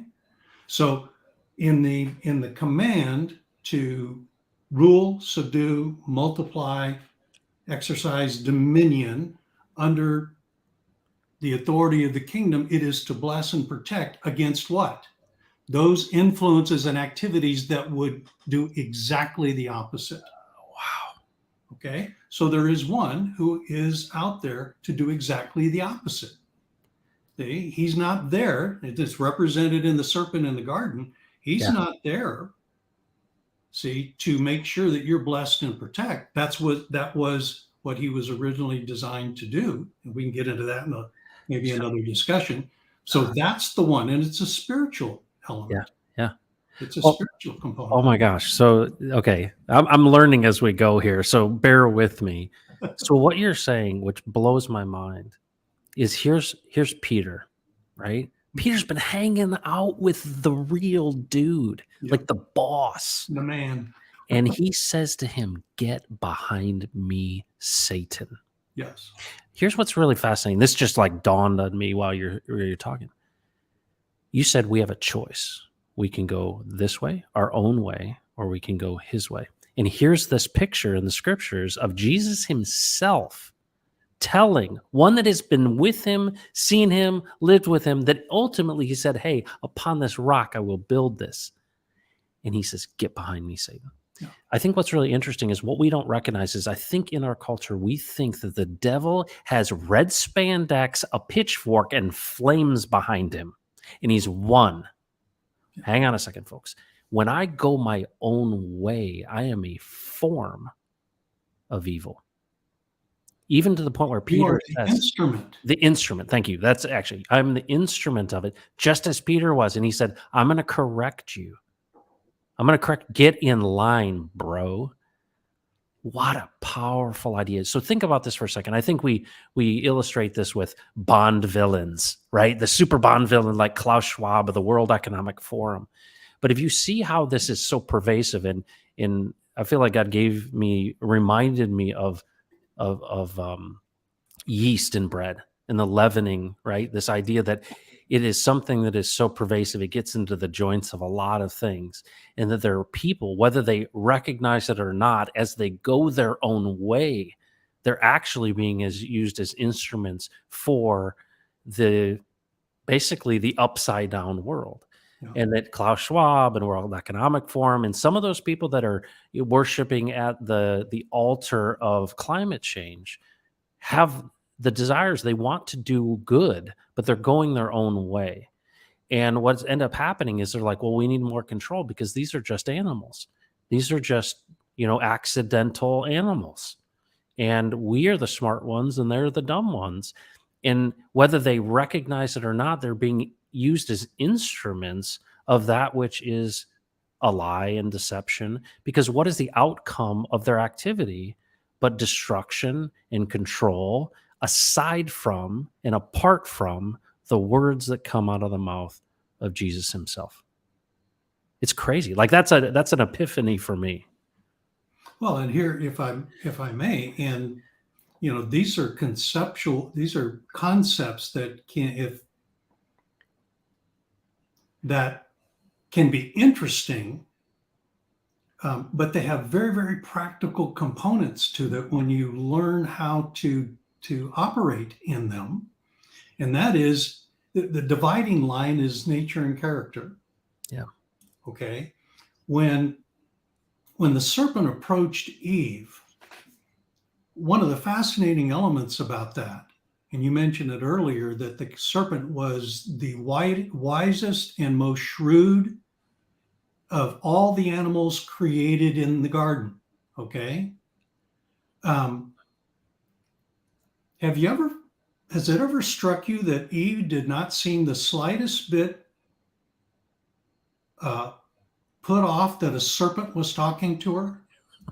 Right. It was like, dude, who are you? Yeah. No, that was a normal part of the existence of the creation, that this serving class being, we've talked about the Elohim, the angelic, we haven't yet, but at some point perhaps we'll talk about the three classes in God's creation: the Elohim, which is the ruling class, the angelic class, which is the ministering class, and then the animal class, which is the serving class. This animal, the serpent, whom God had vested with the authority to be shrewd and wise and very astute, this serving class being, called a serpent at that time, approached Eve, and Eve thought nothing of it. She engaged conversation with him like it was an everyday event, which it was. Now, to her, and this is the nature of how deception works, to her, this was a normal process that the serving class being who was there to serve her was providing her counsel and input about how to achieve a particular issue, where she needed wisdom to be able to accomplish that. If the serpent exercises the authority under the kingdom of God with Jesus, then sound wisdom, in other words, the way God thinks, would have been transmitted, because that was the authority granted. But in the upside down world, that serpent made an alliance with this spiritual being, that we now call Satan. And that spiritual being became the agent to talk to her and used authority in the upside down world. For what reason? To subjugate her. To put her under, not to bless and protect, but to exploit and extract. Wow. And so, guess what? That is what is happening every single day. That exchange is going on, and the way that you can tell in the initial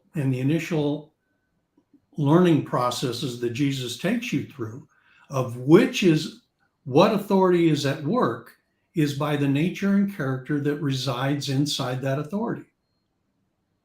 When you talk about Charles Schwab and those folks, when you look at that, what nature and character do you observe?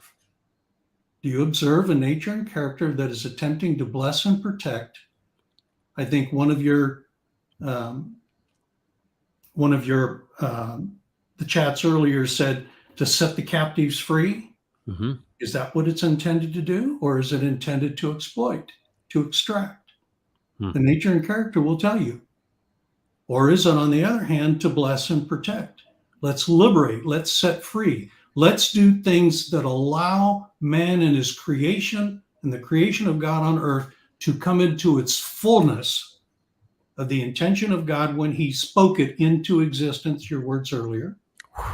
Which nature and character is at work? And then boom, oh my goodness. If I can discern that nature and character in others, what nature and character is operating in me? Is it the nature and character of my creator? Or is it the nature and character of the serpent who's come in to exploit? Wow.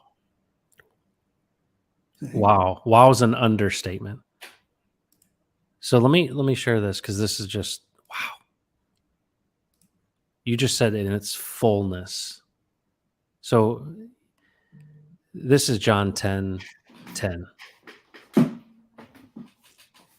The thief comes only to steal and kill and destroy. I have come, Jesus is saying, I have come that they may have life and have it to the full.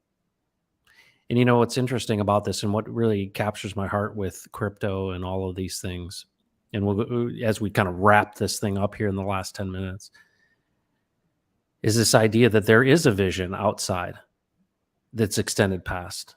I have come that they may have life and have it to the full. I think it's really hard for a lot of people to sometimes with what they've gone through, even consider that they would deserve something better.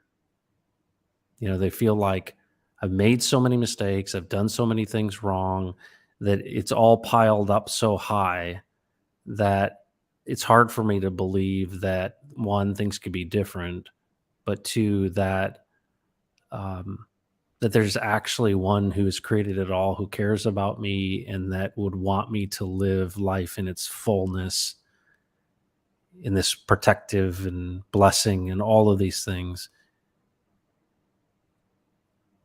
It's almost like the serpent has tried to stuff us back in the box, right? And I think about what blesses me about this conversation, and every single conversation we've ever had, was that I've challenged you on so many things and asked you about details of so many things, and every single time you said to me, ask him what he thinks. And I think what's so great about this is, folks, we talk about in crypto about no middlemen, censorship resistance, trustless yield. We talk about no admin keys, not your keys, not your coins. And what is such an interesting analogy is that knowing about Hex, or knowing about Texan, or knowing about crypto is not having T shares. And there's something here that I feel like the church and people and religion has mechanized. And there is something that is supernatural here, that is not between you and a priest, and you and a building, and you and a doorway, and you and a steeple, and you and a small group, and you in a Bible study, and you in Sunday school. But no, there's access to fullness in him right now. Yeah. There's no barriers. There's no middlemen. And that's the thing to me that is incredible. Like, what's interesting is, how does our own choice, I think we talk about the term of faith, right? I think about the woman who was bleeding, and she's like, if I just touch the hem of his garment, I'll be healed. And it says power went out of him, and he was amazed by her faith. Right? Hold on a second. That's an action that she took, a choice she made. And she believed that if she touched the hem of his garment, that she'd be healed. And even the Son of God himself was amazed by her faith. And then I hear stories of the faith of a mustard seed, or moving mountains, or you're more than conquerors, or you can do more than I did. Everything, when you look at it in this context, is that he wants to be king over our lives and give us this authority, but he wants us to rule. He wants us to exercise this choice of choosing him, but also experiencing this fullness. Like, he doesn't want to give, we ask for something, he's not going to give us a snake. He wants to give us, he's a father who loves us. I mean, it's amazing. It's like, I feel like it resonates as so true, because in some respects, when you understand that it's upside down, everybody's trying to get in the way. FTX, Celsius, all of these people want to get in between you and your crypto. Give me your keys, give me your coins. And it's such a picture of this story of, hold on a second. No. There's a responsibility when you hold your own keys. And the fact that they're called keys is so big. You hold the keys and you have the choice.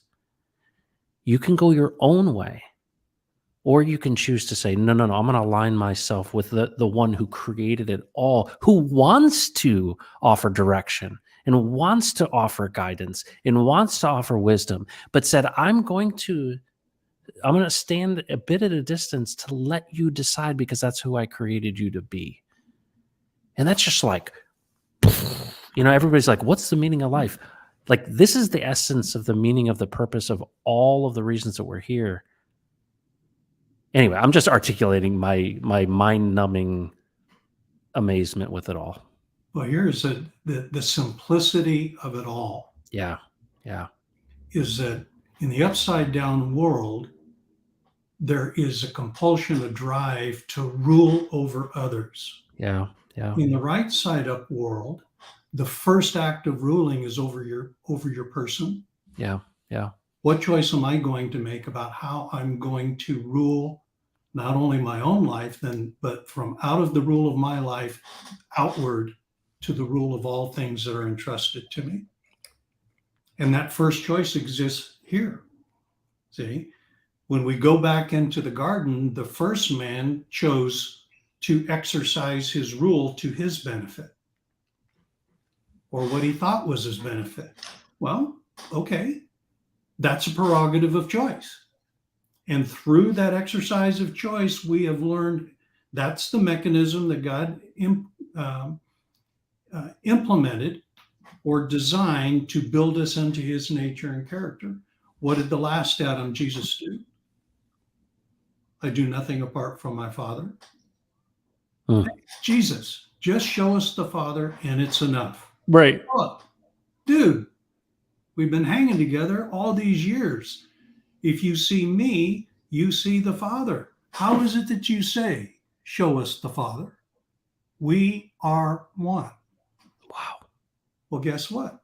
Jesus is the firstborn of many sons, many children. That's exactly how it's supposed to work.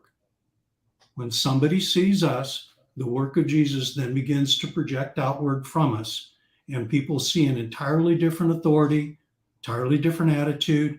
It's not based on rules. It's not based on some belief system or religious construct. It is simply the essence of the being that we have become. Wow. And it's no more complicated than that. But we can't do it on our own. No. We have to say, okay, dude, Jesus, I'm not picking a path. I'm not picking a belief system. I'm picking you. Now, where do we go from here? Well, we are not told this, Steve. People are not told this. No, I mean, I think there's an ancillary assumption of this. But you know what is funny is, I was, and this is somewhat unrelated, but what speaks to this. The education system in America was built upon the Industrial Revolution, and one of the things that they wanted to do, and you know why they have bells in schools, right? The bell is it's reminiscent, and it's reflective of the bell that would go off in the factory. And this idea I would get you ordered in rows in seats, and we would do our education, and when the bell rings we go. And I think of Pavlov's dog, right? Like I'm scheduling you, I'm systematically indoctrinating you to follow this plan of the factory, right? And I know it's loose, that's pretty loose, but it's really interesting to me that the structure, and I think good-hearted people desire to have a method, right? The Methodists. And it makes sense. We're ruling and ordering and, systematizing and trying to come up with ways. But I feel like a lot of people, and I had this problem for 28 years of my life, right? Before I knew who the Lord was and knew that he spoke and knew that he actually had a plan for me and was guiding my life, is I was like, this is a bunch of hokey crap that these folks are saying to me. They're not saying to me that the access to the one who created it all is as simple as listening. And that's why, I mean, I would say that's why following after him is not a religion. Right. It's not something that you religiously do. It's not a religion. It's so powerful. One of the other things I wanted to just say, because I'm just full of like joy, is you said something to me, and I just want to throw this out to people that are actually paying attention. I've never heard this stuff before, and all these things come together. You talked about the creation, and the serpent, and the swords, and did God know that the serpent was there and what the lie is and all of these things to say, hold on, who are you made to be?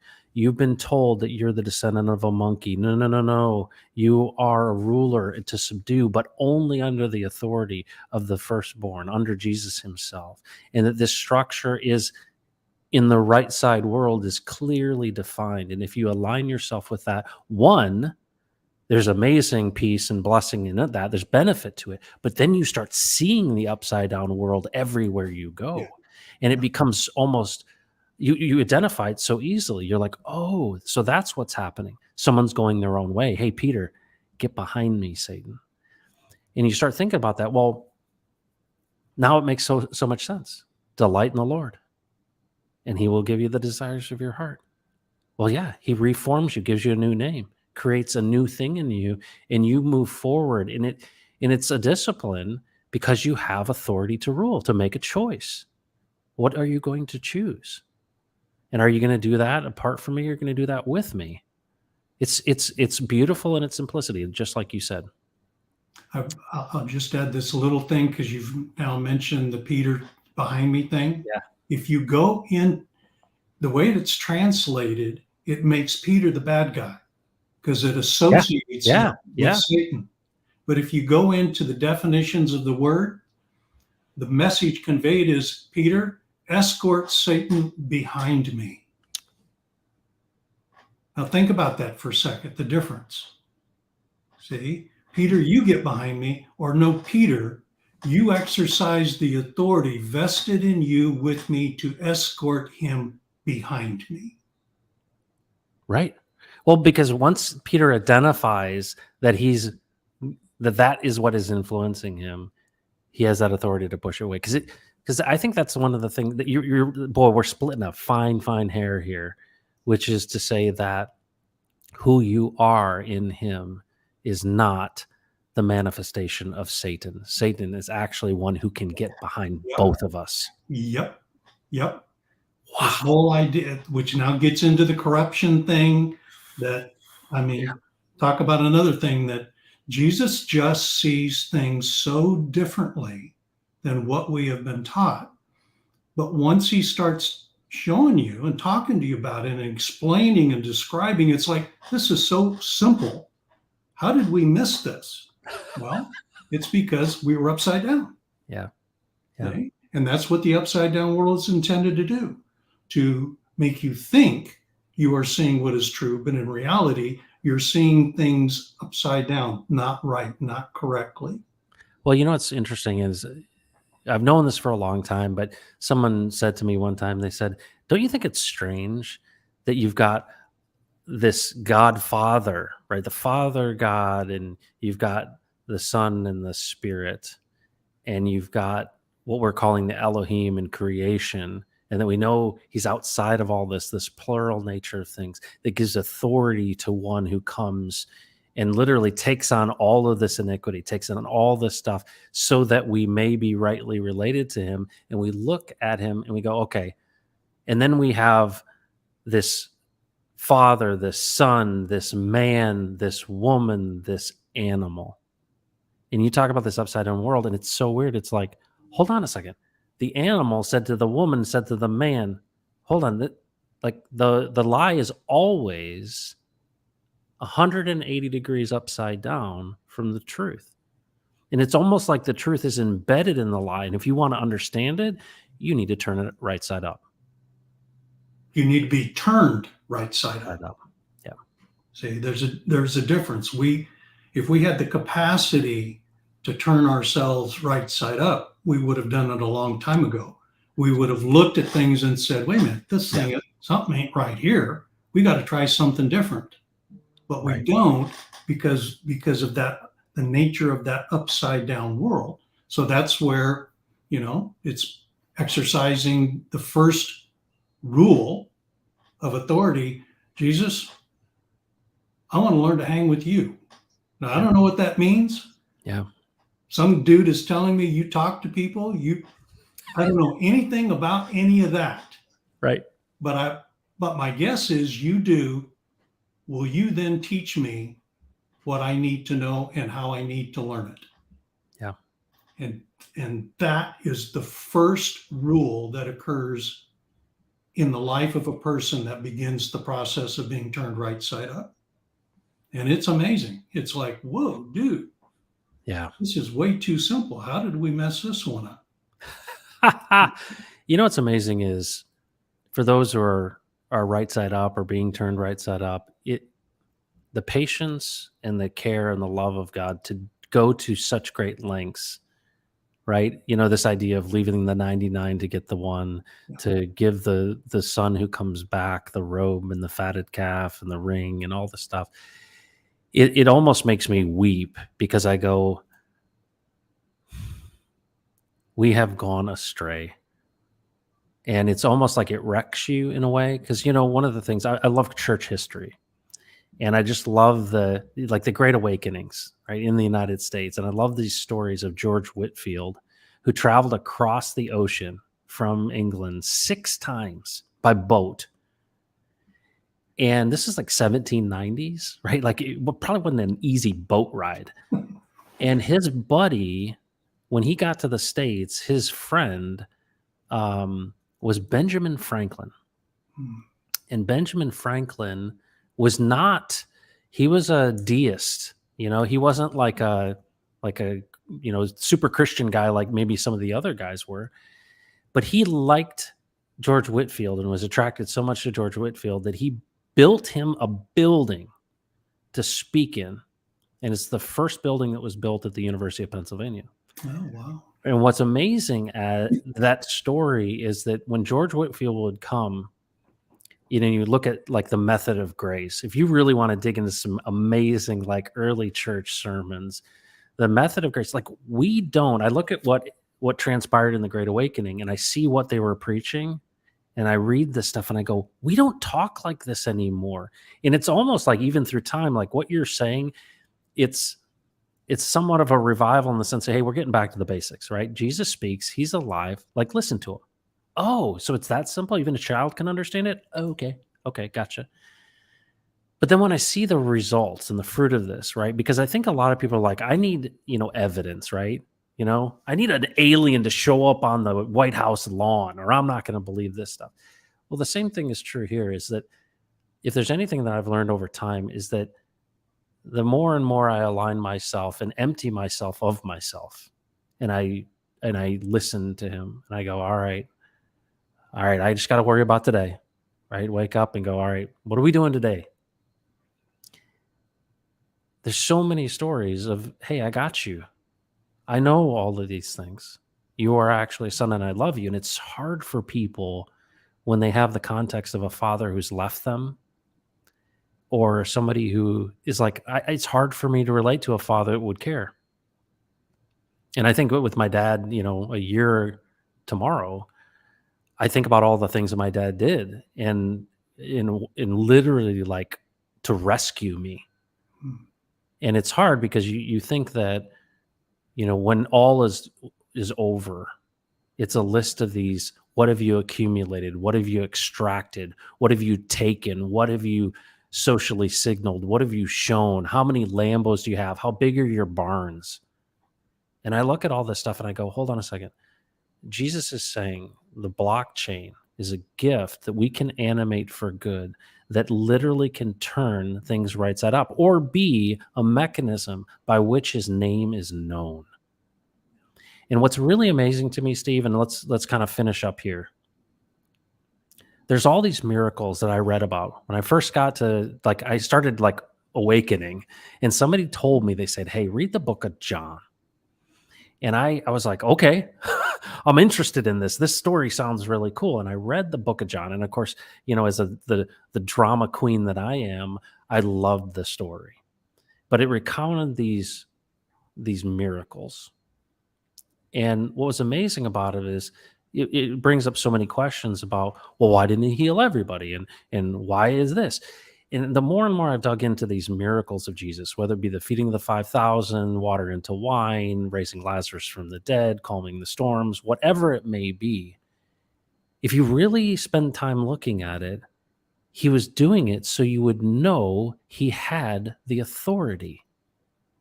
Like that he was who he said he was, And when you align yourself with that and you go, hold on, so you are actually who you said you were. And so you told me the story that blew my mind. I'd heard the story of the Transfiguration. Peter, James, and John go up the mountain with Jesus, and appearing before them is Moses and Elijah. And you said, this is a representation of the law and the prophets. And of course, the disciples are like, it's awesome that we're here. Like, they're seeing this so cool thing. Like, wow, this is amazing. And they said, let's build tabernacles for each of you. And you like, when you said this to me, I was like, I've never heard this before in my life. And this is like the most amazing thing. In the disciples, these three men's desire to honor the three that appear before them, in their desire to build equal footings for each of them, a voice came out of the sky and said, this is my son, listen to him. And when you told me that, and when I thought about that, what he did in that one statement was say, Jesus is not equal. He's the guy. And I think that the establishment of his authority in there's multiple scenarios in which he was given that authority. But it seems like, guys, I need you to know who I am and what my authority is and what my role here is and who you are in me. And so all of these things we think of, he wasn't just a magician. No. He was trying to tell you the story that you've lost from the very, very beginning of who you are in him. Yeah. It's so good. It is so good. And you know what's interesting about it is it's not good because of the words that come out of our mouth. It's good because it resonates with my soul. Yeah. And that's the thing. I think so many people are desiring to have peace in their lives, and they're looking at every possible, idol they can. Drugs and money and sex and all of these things, and saying, if I just had this, and then we realize we're self-medicating and we're just numbing ourselves. And that if we only knew that the life and the joy, it's almost like you can rest in him. Yes. And that's what I saw in you when we first met, by the way. Yeah. I saw that peace and that rest in you. Hmm. And that's, I think about this. Who do I want to be? Who do I want to be when I'm 71? Who do I want to be to grandkids? Who do I want to be to my family? What is that vision for? Who do you want to be? What do you want to be like? Yeah. And I think about what are the characteristics of that legacy of whatever it is. And I constantly hear in the back of my mind, well done, good and faithful servant. What does it mean? And what's interesting is it's almost like when we let go, he does this work. And that's actually, it's almost like we drop our guard and our resistance. And it's like, you remember Neo? So back to the Matrix. Remember at the very end of the movie, he realizes who he was created to be. And the bullets get shot from those guys. And he flexes and the walls go boom. And the framework of the Matrix bends to his will. And the bullets stop. And he like picks one out of there and he looks at it. And it's almost like, hold on, this is a picture. You have been lied to, and we've forgotten who we are in him. And there's like this amazing life awaiting us if we actually will recognize under whose authority we are. Yeah. Yeah. And you had the greatest mustache of the 1970s. Steve, I was wondering what attracted my wife. Thank you for solving the mystery. Yeah, you knew exactly what you were doing. Dude, when you were chilling out there, I can just imagine it. Oh my goodness. So I was watching, somebody made a video about you. They called it The Legend of Steve Staggs. It's on YouTube. And he goes, I'm making this video because my wife and all the women in my life love Steve Staggs. And I just thought, this is so great. The Legend of Steve Staggs. And it's so cool, though, that, that you'd be willing to take your time and invest in me. Because, folks, we did this after many hours of conversation together about these similar topics. And I've decided it's my channel and I can do whatever the heck I want to do. And so for the next series of Fridays, Steve's going to come on and we're going to talk about Jesus. And if you don't like it, go look at some TA and crypto. But if you want to know about these things, it sets my heart on fire and makes me recognize the fact that we're living at one of the greatest times in human history. But if we've got a bunch of money, right? If there's a transfer of resources into a group of people who loves one another, who is aligned with the purposes, the plan, and the structure and framework of creation, then there's work for us to do. And he's giving us the resources to do that work. That's amazing. Yeah, right on. Right on. It's amazing. All right. The pistachio with the mustachio, Steve Staggs. Folks, Steve, thanks for being here. Thank you, my I friend. appreciate you so much. Thank All you. right. Take Likewise. care until we meet again next Friday, I assume, unless something comes up, folks. We get to see Steve again, and I'm sure we're going to dig into things like the story of Lydia. We're going to talk about being beggars. Oh, I'm looking forward to it, Steve. Thank you, sir. Thank you, guys. All right. Okay. Folks, this is why, this is it. This is it. And I don't know. I didn't even know what to say. You know, you get to a certain point in your life and you stop caring what people think about you, right? And haters, like it's like water off the back of a duck. And I challenge you with that. There's so many people who have abandoned their own dreams and they just discourage yours. And here's a guy, Steve Staggs. I meet him at a Texan meetup and I shake his hand and I listen to the sound of his voice. And the Lord Jesus says to me, listen to him. And then when I listen to him, you know what he says? Listen to me. That's what he says. I talked to him. He's like, oh, yeah, don't listen to me. I'm like, what? I was told to listen to you. He's like, no. I'm telling you, you're listening to me, but I'm telling you to listen to him. I'm like, oh, this is good. This is really, really good. Folks, we've been lied to about who we are. And here's the thing. Why are you here in crypto? Like, why are you like listening to this stuff? You know something's afoot, Mr. Anderson, when you pay your taxes, right? When you go to church and pay your taxes, Mr. Anderson, you know something is wrong and you know there's an answer to this. This is the truth. I'm telling you the truth on this St. Patrick's Day. This is the truth. Try it on for size. Here's the thing. I used to work at a tuxedo shop. And at the tuxedo shop, people would come in to get measured for weddings or proms. And I'd have to measure people. And then we would say, all right, I'd measure their overarm, right? And I'd determine, all right, -6, that's the size of their jacket, right? And so we'd take a jacket off of there and I'd put a jacket on you. And the guy would immediately go, this doesn't fit, right? So you have to try things on. And here's the coolest thing. We've been under the impression that God can't handle our stupidity. He knows exactly who we are. Try it on for size. What is Steve saying? What am I saying? Ask him. Ask him. Hey, if you're real, if you're like really in control of this whole thing, show me the way. And that's why we see so many people that are in jail. And my friend who was a homeless guy that we gave a ride to years and years and years ago. And the Lord Jesus said, give him all the money you have. And I'm like, no, I'm not giving a homeless guy this money. And he's like, give it all to him.